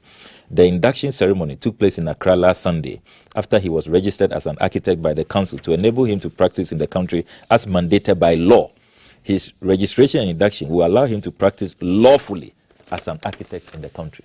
And the Works and Housing Minister was there. It was done in his office, even though many architects I've spoken to have raised surprise. This is the first time a special induction has been done in the Works and Housing Minister's office. So what the impact of this? So, does it mean that... so the import is that he should not have been engaged to design this project when he had not been enrolled on the register. Who's liable for this? The government. So can you take them on? And my information, to be fair to our eminent clergy, my information is that the president told them at their first meeting that as for the architectural design and the consultancy, he has someone in mind. So they should leave that out. So the government did this. Let's leave the pastors out. The pastors have done nothing wrong. How do you know? Were you there? Were you at that I know for a fact. Indeed, if you go on the website of the National Cathedral, they put there that government support is land architectural design. So they beautifully wash their hands from this mess, this scandal. So this 32 million Ghana cedis in 2021 was paid at the time that David Ajayi could not practice in Ghana. He can practice now after April 26, 2022. Then you must also bear in mind... What was the 32 million labeled as? 32 million for what? Good question. I would retrieve that document in a jiffy. But you must also bear in mind that David Ajayi was given this contract without recourse to the public procurement law. It wasn't a public project back then. If you follow the arguments, it was supposed to be a private project. So then you don't take out public funds. So you see how they entrap themselves. If it's not a public project, you don't take out money from the consolidated fund and give it to David Ajayi. Once you do a withdrawal from the consolidated fund, it's public expenditure. What shows that this 32 million was from the consolidated fund? It is, because I have here the report, the question you asked me. These are documents from the Office of the President. Sir David Ajayi and Associates Limited, transaction details, payment of consultancy services on new bids opening, and interviewing of contractors rendered on the National Cathedral project. Status paid. Amount 32,070,103 Ghana cedis, 2 pesos. The GIFMIS code is 2210801. What is GIFMIS? That is the Ghana Integrated Financial Management System. You know, when it tracks all public expenditure by government. So that should tell you that it's public expenditure. When was this made? This was made in 2021. So what is the finance minister saying about this? The finance minister has said nothing so far, really. And I'm disappointed that his interview last night did not bring any clarity, elucidation. He has not helped matters in any way. He's been so evasive. He says we should be measured in our criticism. Look, the righteous anger Christ showed when people were defiling his temple is what I expect all Christians. Because we want to go to this place eventually and receive blessings, where our prayers, will go beyond Chibi and get to heaven. What we are doing, if we are not careful, we just attract curses. These are strong words. Yes, we cannot. Look, because if you see the sums of money, remember that we first put out the 31st March 2022, 25 million Ghana cedis. That was our first expose. And that was going to pay for what? It said, authority is hereby granted to release a sum of 25 million Ghana cedis as additional seed money to the National Cathedral Secretariat for the construction of the National Cathedral for part payment of outstanding claims from Rebate Limited. Someone tells me that in Italy, it's an Italian company. Okay. So that's 25 million, and then there's 32 million paid to Mr. J. Yes. And then what else? Because you said 200. Yes. We need to have the breakdown. Yes. And then the third one, the expose we put out was for the 29th of October 2020, signed by Ken Oforiatta, and that was for 142,762,500 Ghana cedis. For what? They said, let me read the second paragraph. You are hereby authorized to release a sum of 142.7 million Ghana cedis, being the cedi equivalent of $25 million, converted at an exchange rate of 5.7:1, as seed money to the National Cathedral Secretariat to enable the commencement of planned activities. What does that mean? Did you get a breakdown? No. So that's around 200 million cedis? Yes. And this is signed by the finance minister? Signed by the finance minister. And sent to who? And sent to the Controller and Accountant General, authorizing him to release the funds. The Controller and Accountant General, who virtually is like government's, banker. He effects the releases once the finance minister gives authorization. Question is, I'm sure most Ghanaians are thinking, what is Parliament's response to this? What can Parliament do? So, I'm sure, Kafui, you will be dumbfounded to realize that after all of these monies, these releases, these colossal, staggering releases, the company, Rebate Limited, on March 14, 2022, issued these termination appointments to all of its staff on the project. And I've been there last week. There's no work going on. You can send your reporters there. It said, notice of termination of appointment due to the lack of payment from National Cathedral of Ghana, which has resulted in the project being suspended. Rebate Company Limited are required under the contract to mitigate costs. In compliance with such an obligation under the contract, Rebate Company Limited has no option but to issue this letter of notice terminating the agreement between Rebate Company Limited and you, as per the provisions of your employment agreement. This notice of termination takes effect on the 14th of March 2022. You are therefore requested to hand in all properties, that is safety equipment, etc., belonging to the company in your possession to the HR office by close of work of the same day. Who's signing this? Yours faithfully, Grant Ramsey, the project manager. So what that means that there's nobody on the site right now? Nobody is on the site. It's an abandoned project. And I've spoken to some of the workers. They said they were asked to go home March 14th. That their superiors, the managers, and their supervisors say that they've written several requests for payments. Money is not coming. So they are also shocked at the revelations that apparently more than 200 million Ghana cedis has been released and they have been starved of funds and the project has been suspended. With this particular project, what would you be satisfied with? So, first of all, I will want a national conversation. This is a democracy. We are not a theocracy or some dictatorship. Even in the Bible, when you read 1 Chronicles chapter 28, verses 1 and 2. I see your documents are not just limited to secular documents, but spiritual ones too. Exactly. When David decided to build a temple for the Lord, this is what he did. And David assembled all the princes of Israel, the princes of the tribes, and the captains of the companies that ministered to the king by course, and the captains over the thousands, and captains over the hundreds, and the stewards over all the substance and possession of the king, and of his sons, with the officers, and with the mighty men, and with all the valiant men unto Jerusalem. Then David the king stood up upon his feet and said, Hear me, my brethren, and my people. As for me, I had in my heart to build an house of rest for the ark of the covenant of the Lord, and for the footstool of our God, and had made ready for the building. Source. 1 Chronicles chapter 28, verses 1 and 2. If the president is David, who are the other people here? So, you see David calling everybody, parliamentarians, civil society organizations. You will be amongst those captains of people. Yes, let's have captains of Noton and all. Exactly. Exactly. The captains of Anlon, of Keta, of Tamale. Let's all gather. Let's have a discussion.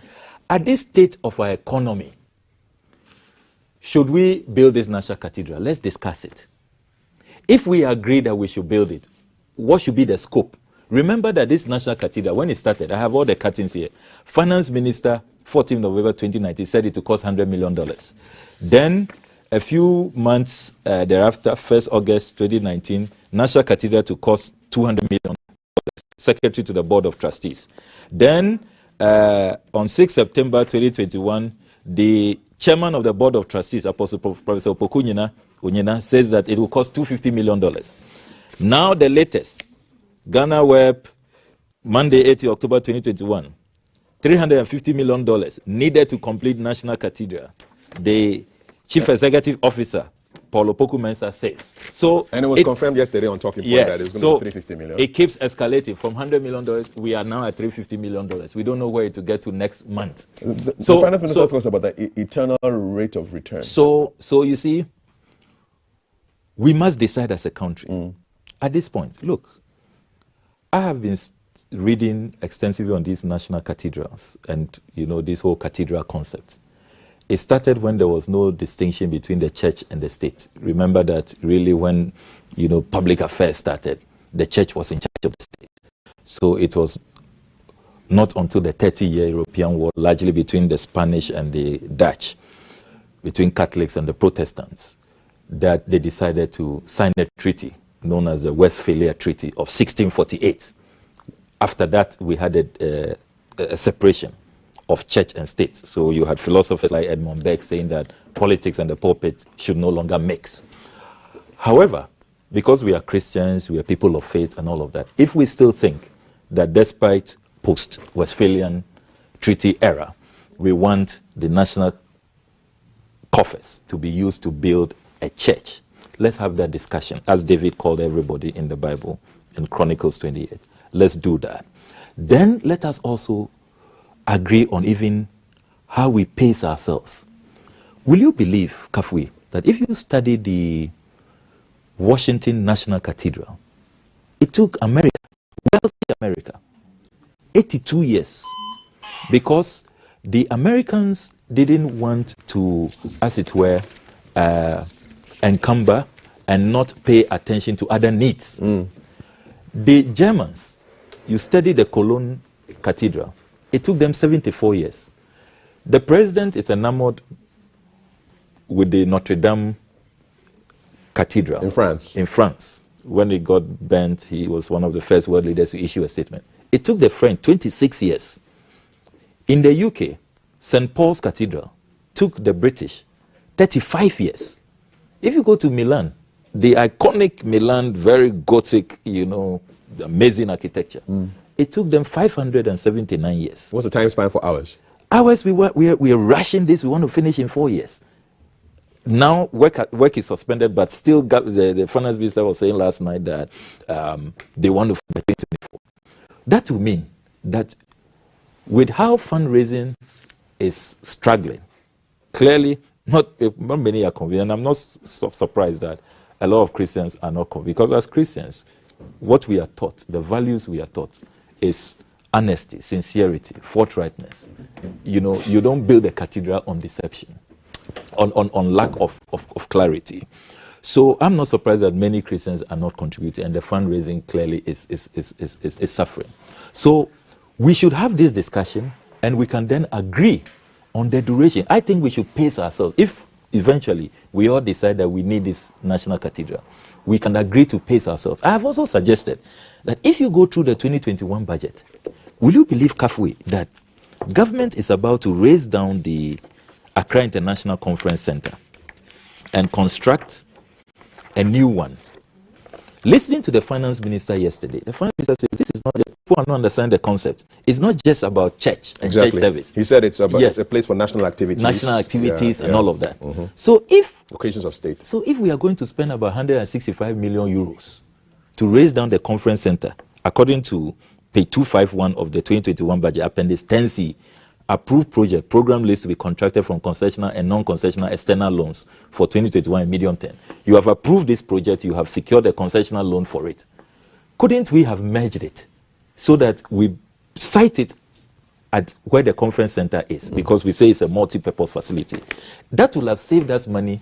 We wouldn't have had to demolish the 21 townhouses for judges. Now we are spending $5,000 every month on their temporary accommodation. We are also spending millions of Ghana cedis building new bungalows for them. The passport office, which we had renovated not too long ago with millions of Ghana cedis, we had to raise it down, and we have to relocate the passport office at 10 million Ghana cedis.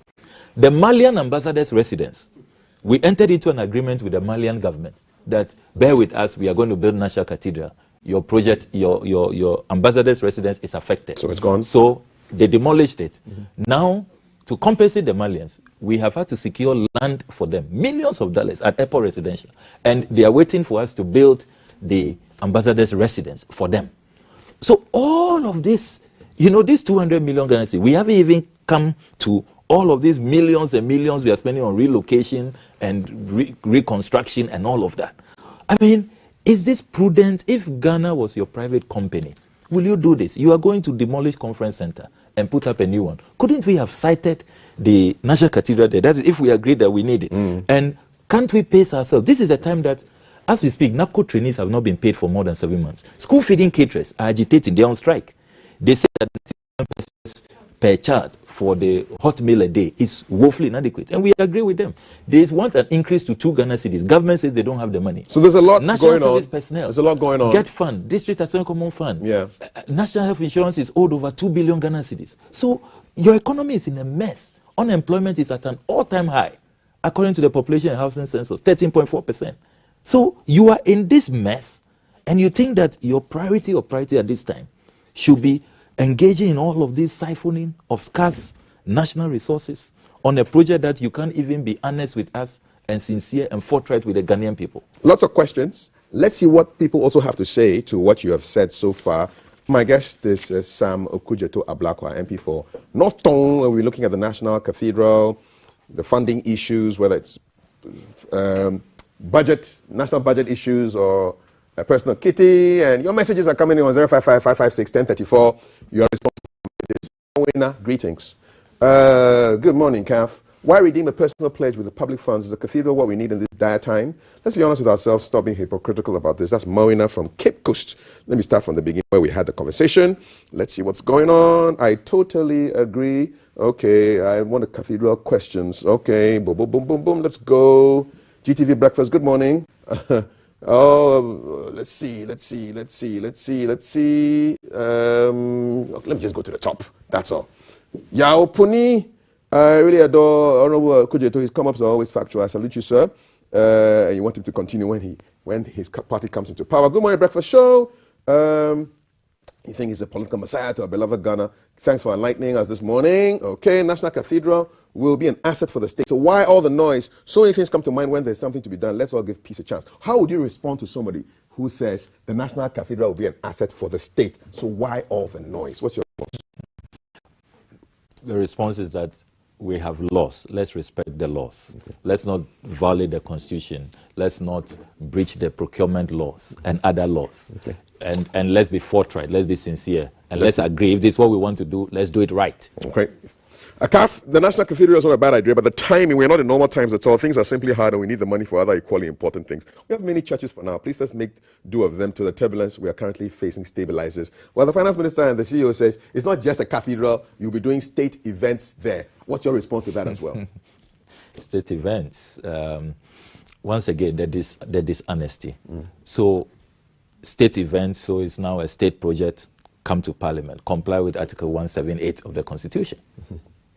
God bless Mr. Blackwell. I think this man and Mr. Sam George are siblings, well loaded with realistic facts. I'm a staunch Christian who believes in rendering promises to God when a vow of such is made. But where I don't get it right is involving people who didn't partake in your vow. Especially, and then you give us Jephthah. They made him win the battle. He'll offer the first thing that comes out to meet him. And when his daughter came out, did he go and invite other people's daughters for the sacrifice?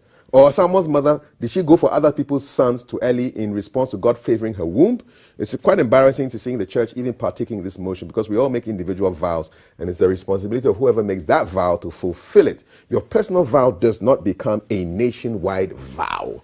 T.E. Mensah says, you're talking about fundamentals. Okay, we're not really talking about that. We're talking about the fundamentals of the cathedral. Watching and listening. I'm so shocked that the president has formed the opinion that the cathedral must be built for state functions.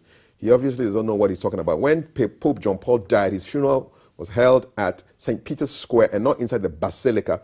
When Nelson Mandela died, his funeral was at a football stadium. We held a very dignified burial service for President Mills at the Independence Square. No cathedral, whatever its size, can accommodate the increasing population of any country, which is public funds on personal dreams. We did not elect him to come and impose his narrow views on all Ghanaians. Jordan says, our fathers have eaten sour grapes without our consent, and we, the children's teeth, are set on edge. It's Jeremiah 31:29. While I appreciate Mr. Blackwell's passion to conserve state resources, I also wanted to convince his colleagues to moderate the ex gratia they received in 4 years. Okay, you're bringing other issues here. Let only those MPs who lose their seats be paid, not those who return to Parliament. That's a completely different argument here, but thanks a lot. National Cathedral will be an asset. I've read this already. Champier says, good morning. Come on, e-levy. You sat aloof and connived with the government to have that nuisance levy passed. Do you think you can fight this gargantuan National Cathedral issues? Give me a break. Convince this man that you were not able to stop e-levy. How can you stop National Cathedral? What do you tell him? Let me assure him that we, in our minds, we insist that we have not lost the battle against e-levy. We are at a different forum, the Supreme Court, and we are pursuing the matter. Remember that our injunction case, the Supreme Court held that the GRA should keep adequate records so that when we win if we win the substantive case, refunds can be made to the Ghanaian people. So we are still fighting that on that front. Okay. Then let me assure him as well that we filed urgent questions and we are also discussing what sanctions. We are likely to initiate a vote of censure against the finance minister, which is to impeach or remove the finance minister. Is something where we are seriously look at the numbers though. It's kind of we have the numbers to start. That's you need 1/3 of MPs to start. We have that. But what we don't have is the 2/3 to complete. But since it's going to be a secret vote, you never know how things will pan out. Okay. Building the cathedral. I agree with the president for building a cathedral. I know the president wants to honor God. That's the president. He has every power to propose where the money must come from. The rationale for the state support, we may need further and further better updates. Let us all support the place of worship alongside social issues. From Isaac. So let's do the right thing. Let's all debate it. Let's have national consensus, as David did. And remember that when David did the consultations, God said, it is not for you to build it. You are not clean. You have shed blood. Your son will build it for me later. So let's have the discussion. If that is what we think we need now as a priority, I don't think so. But if the majority, I'm a Democrat, I would not go against the majority. If the majority say that we need it, let's start it, then we can do the right thing, be open, be transparent, and not engage in this lawlessness, which does not please God. So your argument is lawlessness. Exactly. Alaji Hamza, pig fan. Question I keep asking myself: why will the poor taxpayers suffer for the promise made by the president to build a cathedral to the glory of God if he wins the 2016 election, if he won? Apart from the 200 million CDs, we should not forget the fact that properties belong to the state, including houses of our judges, were all demolished in the name of the cathedral. Government is also using the poor taxpayers' money to rent houses for our judges, and again, the poor taxpayers' money is being used to rebuild new houses for the judges. Why are we doing these things to ourselves? And that's a question, that's the concern from Alaji Hamza. You guys are just sending texts. Noah built the ark, David built the temple, Nana wants to build a national cathedral so that his name will enter, the Bible will also be read. You guys are just being funny now. Okay, you want the contact number of the MP. I'm sure if you send him a direct message on Facebook and Twitter, he'll get back to you. So these are your messages, really. Couple more, then I'll just go sit down. Okay. You think it's a mistake to vote for a rich man as a president? How can the nation fund a national cathedral at this hard time if our leaders feel the ordeals we the citizens find ourselves in right now? Good morning, dear host. Okay, you're sending out your shout outs to your favorite minister. Okay, and I think I'll wrap it up now. Must the state be robbed of its resources in the name of the cathedral? Don't we have more pressing issues of the land that need attention? This is the life of a Christian running off to pay tithe while a neighbor is hungry. There are some arguments that, listen, the countries who have cathedrals haven't solved all their social problems. What's the big deal? Why can't we build a cathedral and still solve our social problems? So that's why I said earlier that if we agree that we need it, that we should do it, there's some consensus, we can then learn from them. See how they pace themselves. The Americans took 82 years to build the Washington National Cathedral. The French, 26 years. The British, 35 years. They took their time so that they could also pay attention to the poor, the needy. Remember what Christ said in Matthew chapter 25, that on the judgment day, people will make it to heaven because when he was hungry, he was thirsty, he was sick, his needs were not provided. And the flock will ask, but my Lord, when did we see you hungry, thirsty, and we didn't feed you, we didn't give you food? He will say that once you didn't do it for the vulnerable amongst you, the needy amongst you, you didn't do it for me. So it's important that we are conscious of, the vulnerable, our priorities. We say that these are excruciating times. The finance minister himself last night was blaming COVID, the Russia-Ukraine war, for an imported inflation, for our woes, our economic woes that we are. Nobody denies that times are really hard. Look at the cost of petrol. I mean, see how inflation has skyrocketed, more than 27%. Ghanaians need some cushioning. Elsewhere, you go to Britain, they are giving them checks, every family. You go to the US, they are offering household support. You go to Hungary, they have placed a cap on all their staples, on fuel prices, and government is subsidizing. They are cushioning, the effect of the global economic crisis. And here, we have no buffers for the people, and we think that we should be engaging in this lawlessness in the name of the Lord. And you see, let's be careful. In history, many people have hidden behind the name of the Lord. See what Joseph Kony is doing in Uganda, the Lord's Resistance Army. Can you imagine? He calls his guerrilla group the Lord's Resistance Army, and is maiming and killing and raping and committing all kinds of atrocities. So we should be careful here.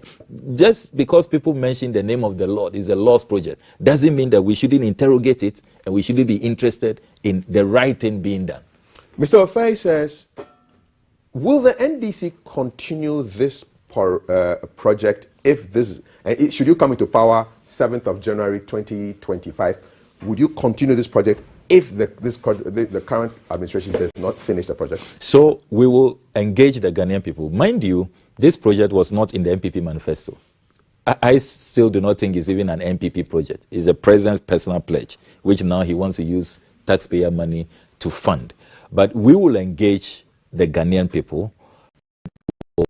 listen to them, what we should do with that site. If they want us to continue, I'm sure that they'll come up with suggestions as to how we can pace ourselves over a period. That is if the Ghanaian people think that it should be continued. But I'm sure that Ghanaians will be prioritizing their needs, how to fix this economy, how to get people back to work, create jobs for our youth, and pay all the arrears that we are seeing across various sectors. Okay, I understand that. This is France that I understand that everything that is being done by the government is geared towards socio-economic development and stability. I inquired about the socio-economic benefit of the National Cathedral to a secular nation like Ghana, and Paul Adomotri, I believe he said it will serve as a monument for Elohim and bring salvation into the country. Please, Christian salvation is for individual religious people and not for Ghana as a whole. Dr. Peter Asam says, the Eburi Kitasi Brekusu Road construction needs the President and Minister of Roads' attention. Contractor is missing in action. Okay, so people are thinking of stuff right here, and Cathedral is definitely not on your mind. And so these are your messages coming in on 055 556 1031. I'm going to go back to my seat. People are admiring your document skills. I've never seen my table look like this with all manner of documents on the page. So what happens now? What next? I mean, you've raised issues. It's quite unfortunate that we could not get the CEO of the National Cathedral project to respond to certain issues. It's not for want of trying, though. Yeah. Well, but they had all the time last night. He and the finance minister, they were on talking points, and I wasn't invited. There was no counter view, no counter narrative. Yeah. So I think that this offers a balance. So I don't think you should be worried. So in terms of moving forward, we have filed these urgent questions. The principles of natural justice should be heard. Okay. What are the urgent questions specifically? So 3 urgent questions. One about the procurement breaches. That stands in the name of the Honorable Kwame Agboja. Then I have 2 urgent questions. I want to know how much has been spent so far on the construction, how much has been spent so far on the consultancies, and then the legal basis for what government is doing. Okay. When will these questions be read out? Understanding Order 64.2 of our standing orders, a minister has 10 working days to respond. So we filed this question last week, Friday. I'm hoping. If you look at Order 64.2, it said, notice of intention to ask a question shall be given by delivery of the question in writing at the office of the clerk, table office, on a day not later than 10 sitting days, exclusive of any Saturday and Sunday or public holiday, before the day on which the sitting commences, at which it is proposed to ask the question. Okay. So we delivered this to the table office on Friday last 2 weeks, not this last Friday, last 2 weeks. And so we're counting the days. Really, it should be falling within this week. But, you know, this finance minister has a certain history, there's a certain penchant to be evasive and to avoid questions. You remember it took more than 7 weeks for him to respond to my urgent question on the cost of presidential travel. So in as much as we have these rules, you know, the finance minister is not one who normally plays by the rules. But we'll mount the pressure, and as I've indicated, we are having serious discussions within our caucus on how to really punish him, to serve as a deterrent, so that, you know, this doesn't happen. Your brief comment on a few things he said on Talking Point last night. He said the government is mindful of taxpayers' money being pumped in to support this cathedral, and the government is strategizing to ensure that the monies pumped in are recouped within the shortest possible time after construction. Your take on that? From all the documentation I have, the government's conduct does not confirm what he is saying. Hundreds of millions of Ghana cedis has been spent. Yesterday he talked about only the 25 million Ghana cedis. He said nothing about the 32 million cedis to David Ajayi. Should Mr. Ajayi return the 32 million? He has to. If he doesn't return it now, he will certainly return it when the NDC comes to power. He would have to. And people will be prosecuted for all of these atrocities. Do we see you going to court anytime soon? For him to refund the money? We want to fight this at our turf for now, using the parliamentary processes. As I've said, there's all kinds of tools available to us in the parliamentary basket. So urgent questions has been deployed. We are considering the vote of censure for the finance minister. We can also set up a probe like we did for the Sputnik V and invite him, summon him and others who are in all of the. And you see, Article 1815 has also been violated. These international companies, if you read the Waterville judgment, a copy of which I have here, the Supreme Court held that all international business transactions must be brought to Parliament. And they were not. And they were not. Okay, so all right. We'll pursue all these matters. Thank you so much. The Honorable Sam Okujeto Ablakwa is the Member of Parliament for North Tong. I was admiring your fingernails, man. I'm sure you make regular visits to the salon. Yes. And talking of that, we've got tips on salon visits for men coming up in a short while. That's interesting. So you stick around, and if you want your nails to look as good as the Honorable's nails, don't look at mine. Mine are not on that level yet. Valerie will be looking at that in your world with her guests. This is GTV Breakfast. You stay with us. Do not go anywhere. My name is Kafui. Stick around for the conversation on how to get your looking really well groomed if you're a guy. All right, you stay.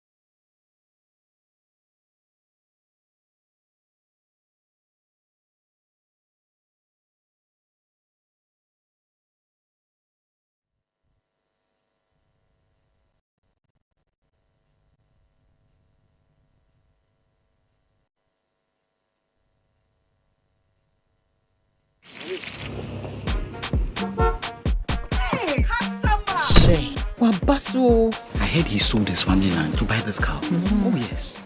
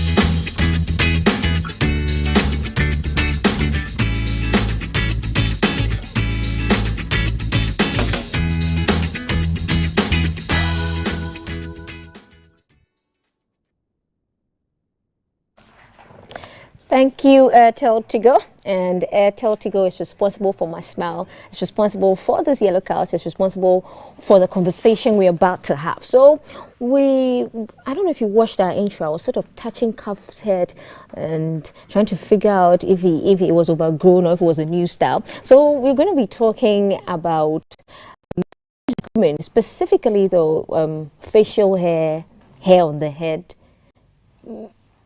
eyebrows, like. We're going to talk about grooming, like basically, and also there's a Barber Summit coming up. I bet you do know about that. This is the first time I'm hearing, and so we are going to be finding out more about that. And to have a conversation, I have two guys in the studio. So there's Dr. Ron Holzendorf. He has a long resume, so he's going to tell us himself. And then I have Andrews Asari, and these two are going to tell us, teach us more, give us some tips on men's grooming, and then tell us more about the Barbers Summit. Hello, gentlemen. Welcome. Thank you very much. So, because of the name, I'll just stick to Dr. Ron. I'll stick to calling you Dr. Ron, and then Andrews. Yes, that's good. I love your beard. Thank you very much. So you're a member of the beard gang? Yes. So what? Do you guys have a membership card? Yeah, we do. We created it around 2018. 2018. Yeah. And so to be a member, you have to have a card. So Yes. if Kafride wants to join the Beard Gang, he has to go for a card. Yeah, so he needs to see our the guy who represents us. His name is Skyscraper. Yeah. Yeah, Skyscraper is an artist, Yes, no? you Okay, know okay, him, okay. So guys, the Beard Gang, they're a serious group. They're a serious group. How much is it? How much is it? Oh, unless you get to them and then you know all the info. But I hear it's in dollar. You Kind pay in of, dollars. kind of. Right. So hey, Yeah. welcome to sure. the Yellow Couch and Thank you very Fridays. And so these days we find ourselves. I'm talking women. We find women and females competing with you lot for saloon spaces, True. for hair for creams. Like competing. What's happening? What's happening with you guys? Why are you competing with us? Eh? True. So right now with the hairspace, there's a lot going on. You see, with at first you can have a board and then it's bald. But right now we have different things that you can do, that you can have hair, and then you never know that this guy has a board. So we have different spaces that we call hair unit. We have hair transplant. Wait. Hair unit. It's like the unit we have, like the wig I have on. True. So it's like a hair unit. Yeah. Men have that too. True. I bet my producer is going to be pulling up pictures and videos like that. We need to put in one. And then we have hair transplant. We have hair scalp pigmentation. That one, hair transplant. yeah. How's that even possible? So that one we're gonna they will take some pieces from your hair, back of your hair, and then fix it, so it will grow naturally. Yeah. And then we have scalp pigmentation. So that one is like in the form of tattoo. So it will be downwards. Your hair will be down, but it will be shaped as the hair, and it will never fade off. It will be there for a long time. Yeah. Yeah. So it will look like natural hair, but it won't grow. That's scalp pigmentation. Wow. And then also when you, most of the people who are part of the Beard Gang, what we used to call dye, yomu. Now the men are competing with us fully for the hair dye, the black one. Yeah. What's the trend? What's influenced that trend? Okay, so the beard dye, you can see my brother around. Yeah, Dr. You can Ron. see he have gray hair right in the middle of, but their hair all is gray. You mean he's gray? He's gray, all gray. With the beard also all gray, but with the dye, you choose to do your style that you want with your gray. So if you can see the ICGC pastor, for instance, only gray hair here, but he have gray in the middles of the part of the hair, but you can't see it. It's just here. Okay, alone. and so all of that has been done. All of that have been done. So what? You don't want to age? No, so it's enhancement.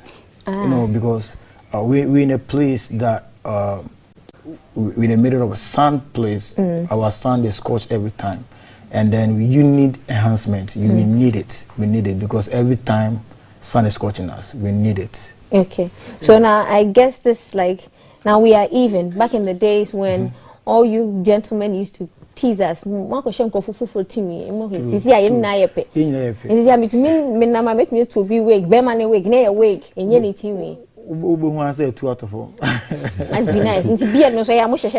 Yes, I've got number of calls that they say I should fix their beard, but our system, we sweat a lot because of the sun and everything. So men fix their beard. They want to do it.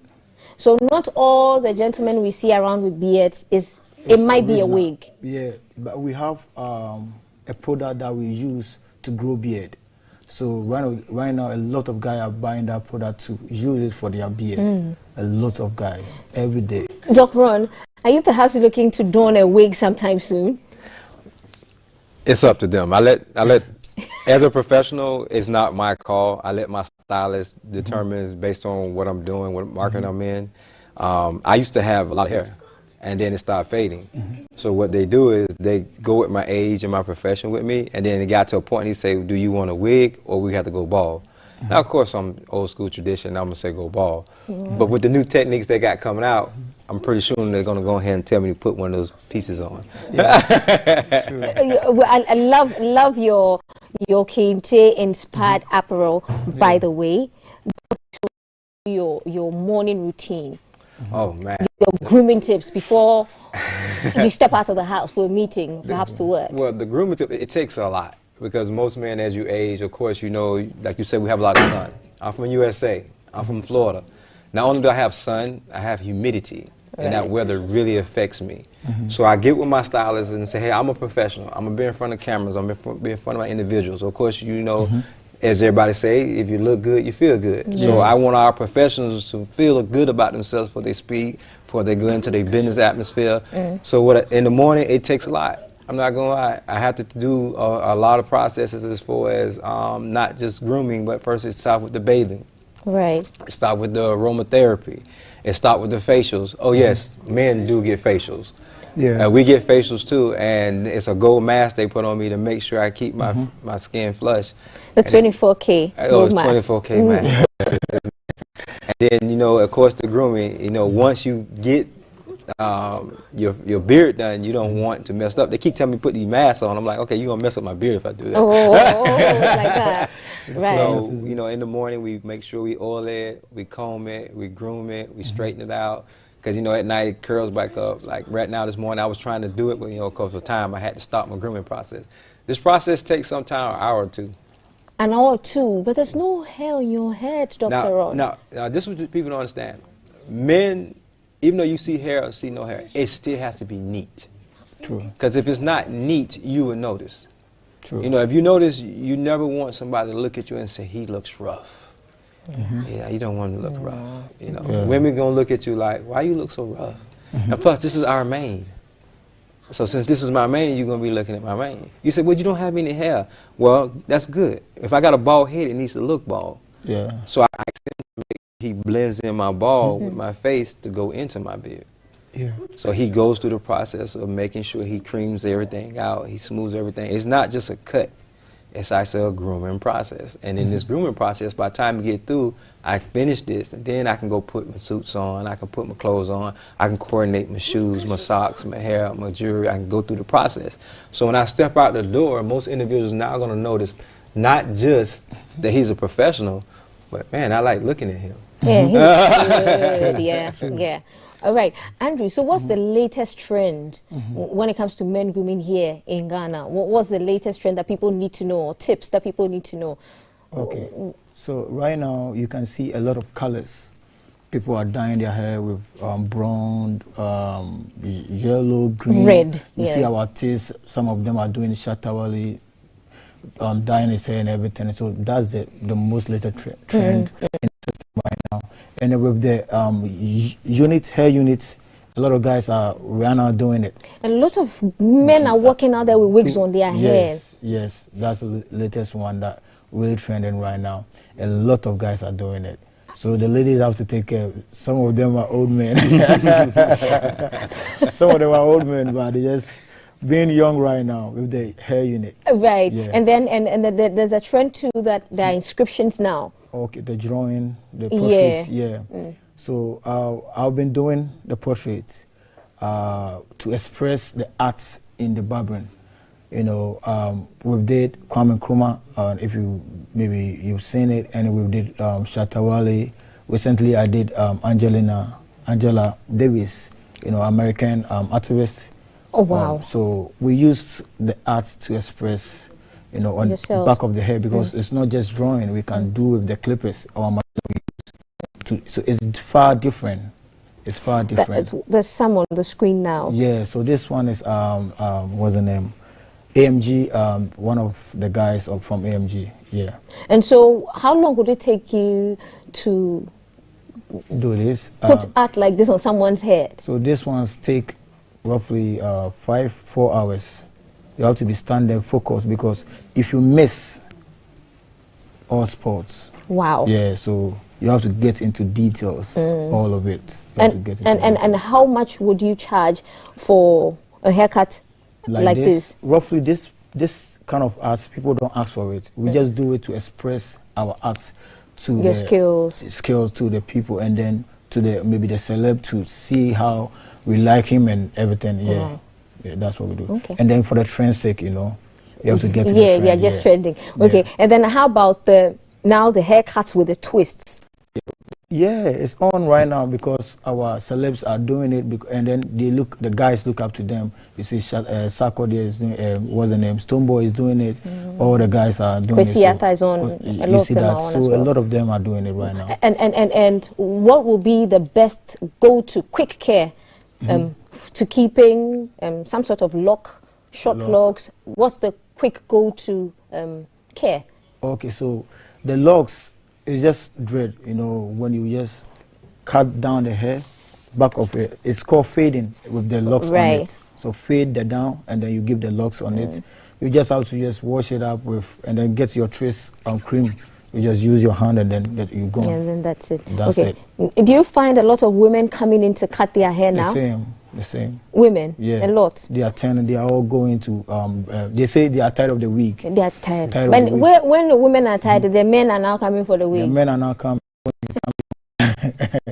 And some are young, and then they are becoming old, so they have to get back to their roots. Right, and so on your screens there's that's a woman who's cutting her hair. Yeah. So how often, like in a week, do you get, what's the ratio from man to woman coming in? The women will be like 3% in a week, but the men like constant. Yeah. Okay. So barbers in Ghana, do you guys have an association? Do you have a group? Yes, we have a group they call Ghana Barbers Association. Right. Ghana Barbers Association, founded by Mr. Ola, and then they've been there over 20 years now. Yeah.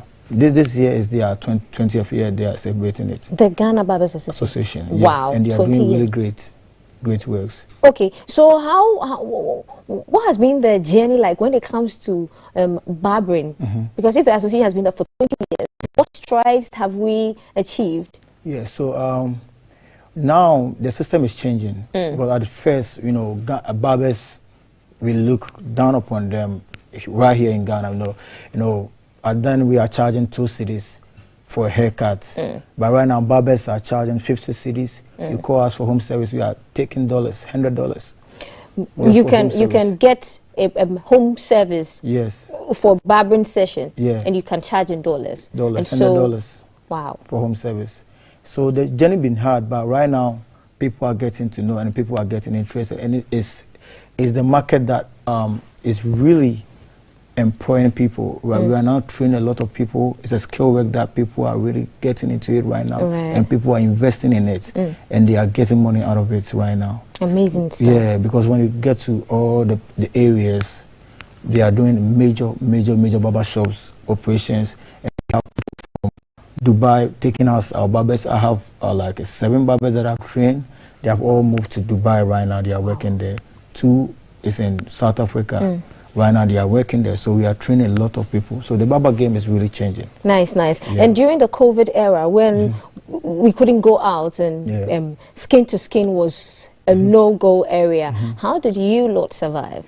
It was hard, but people dive in to come to see you for haircut. Yeah, it was hard, but people really dive in to come to see you for haircut. Right. Doc, when COVID hit, where were you?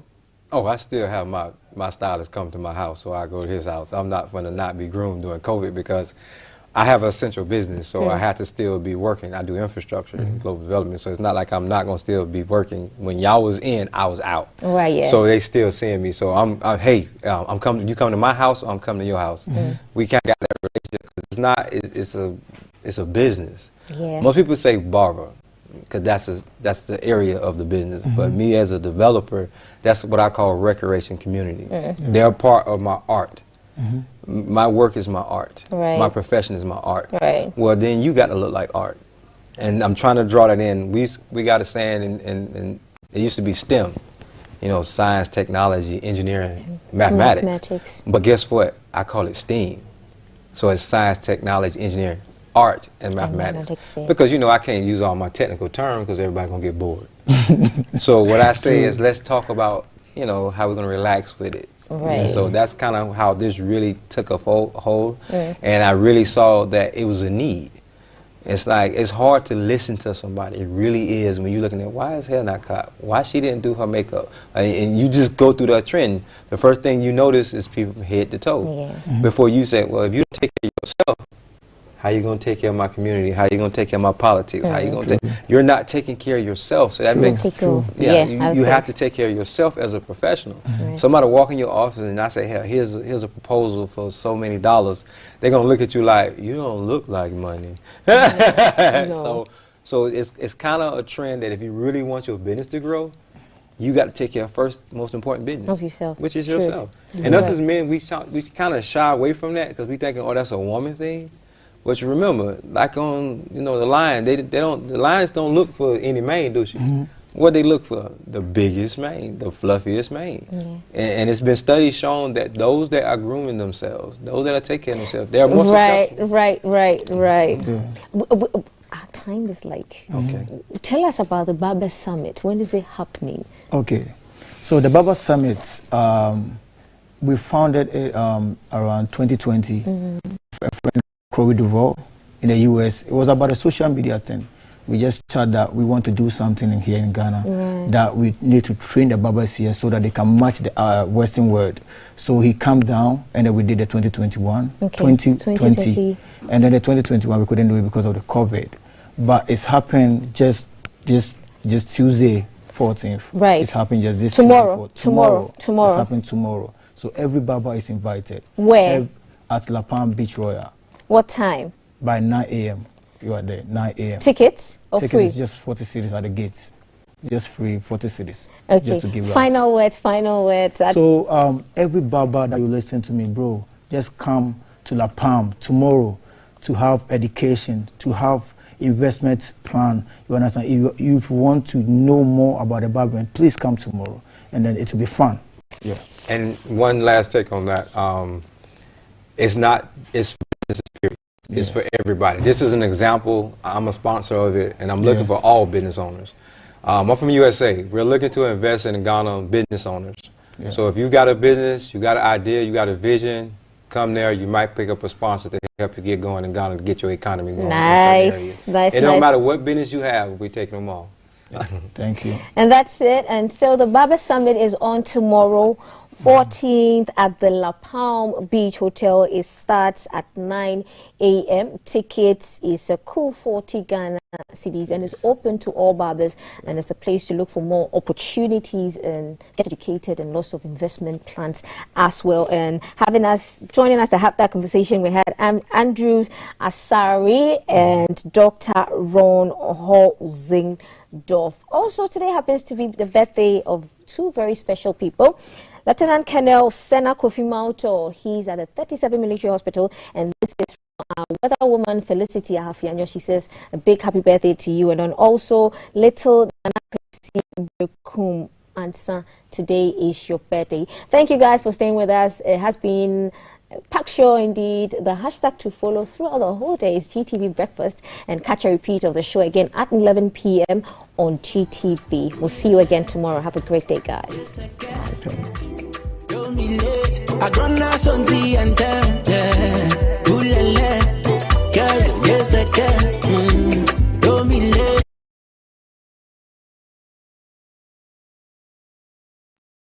Live from the capital, this is the Breakfast Show.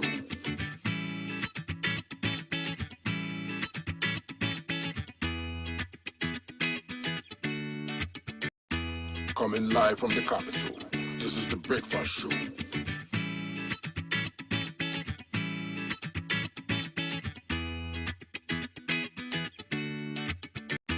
Coming live from the capital, this is the Breakfast Show.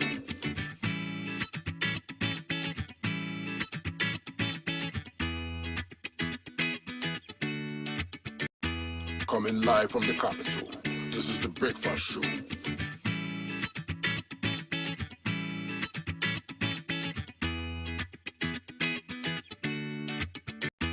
Coming live from the capital, this is the Breakfast Show.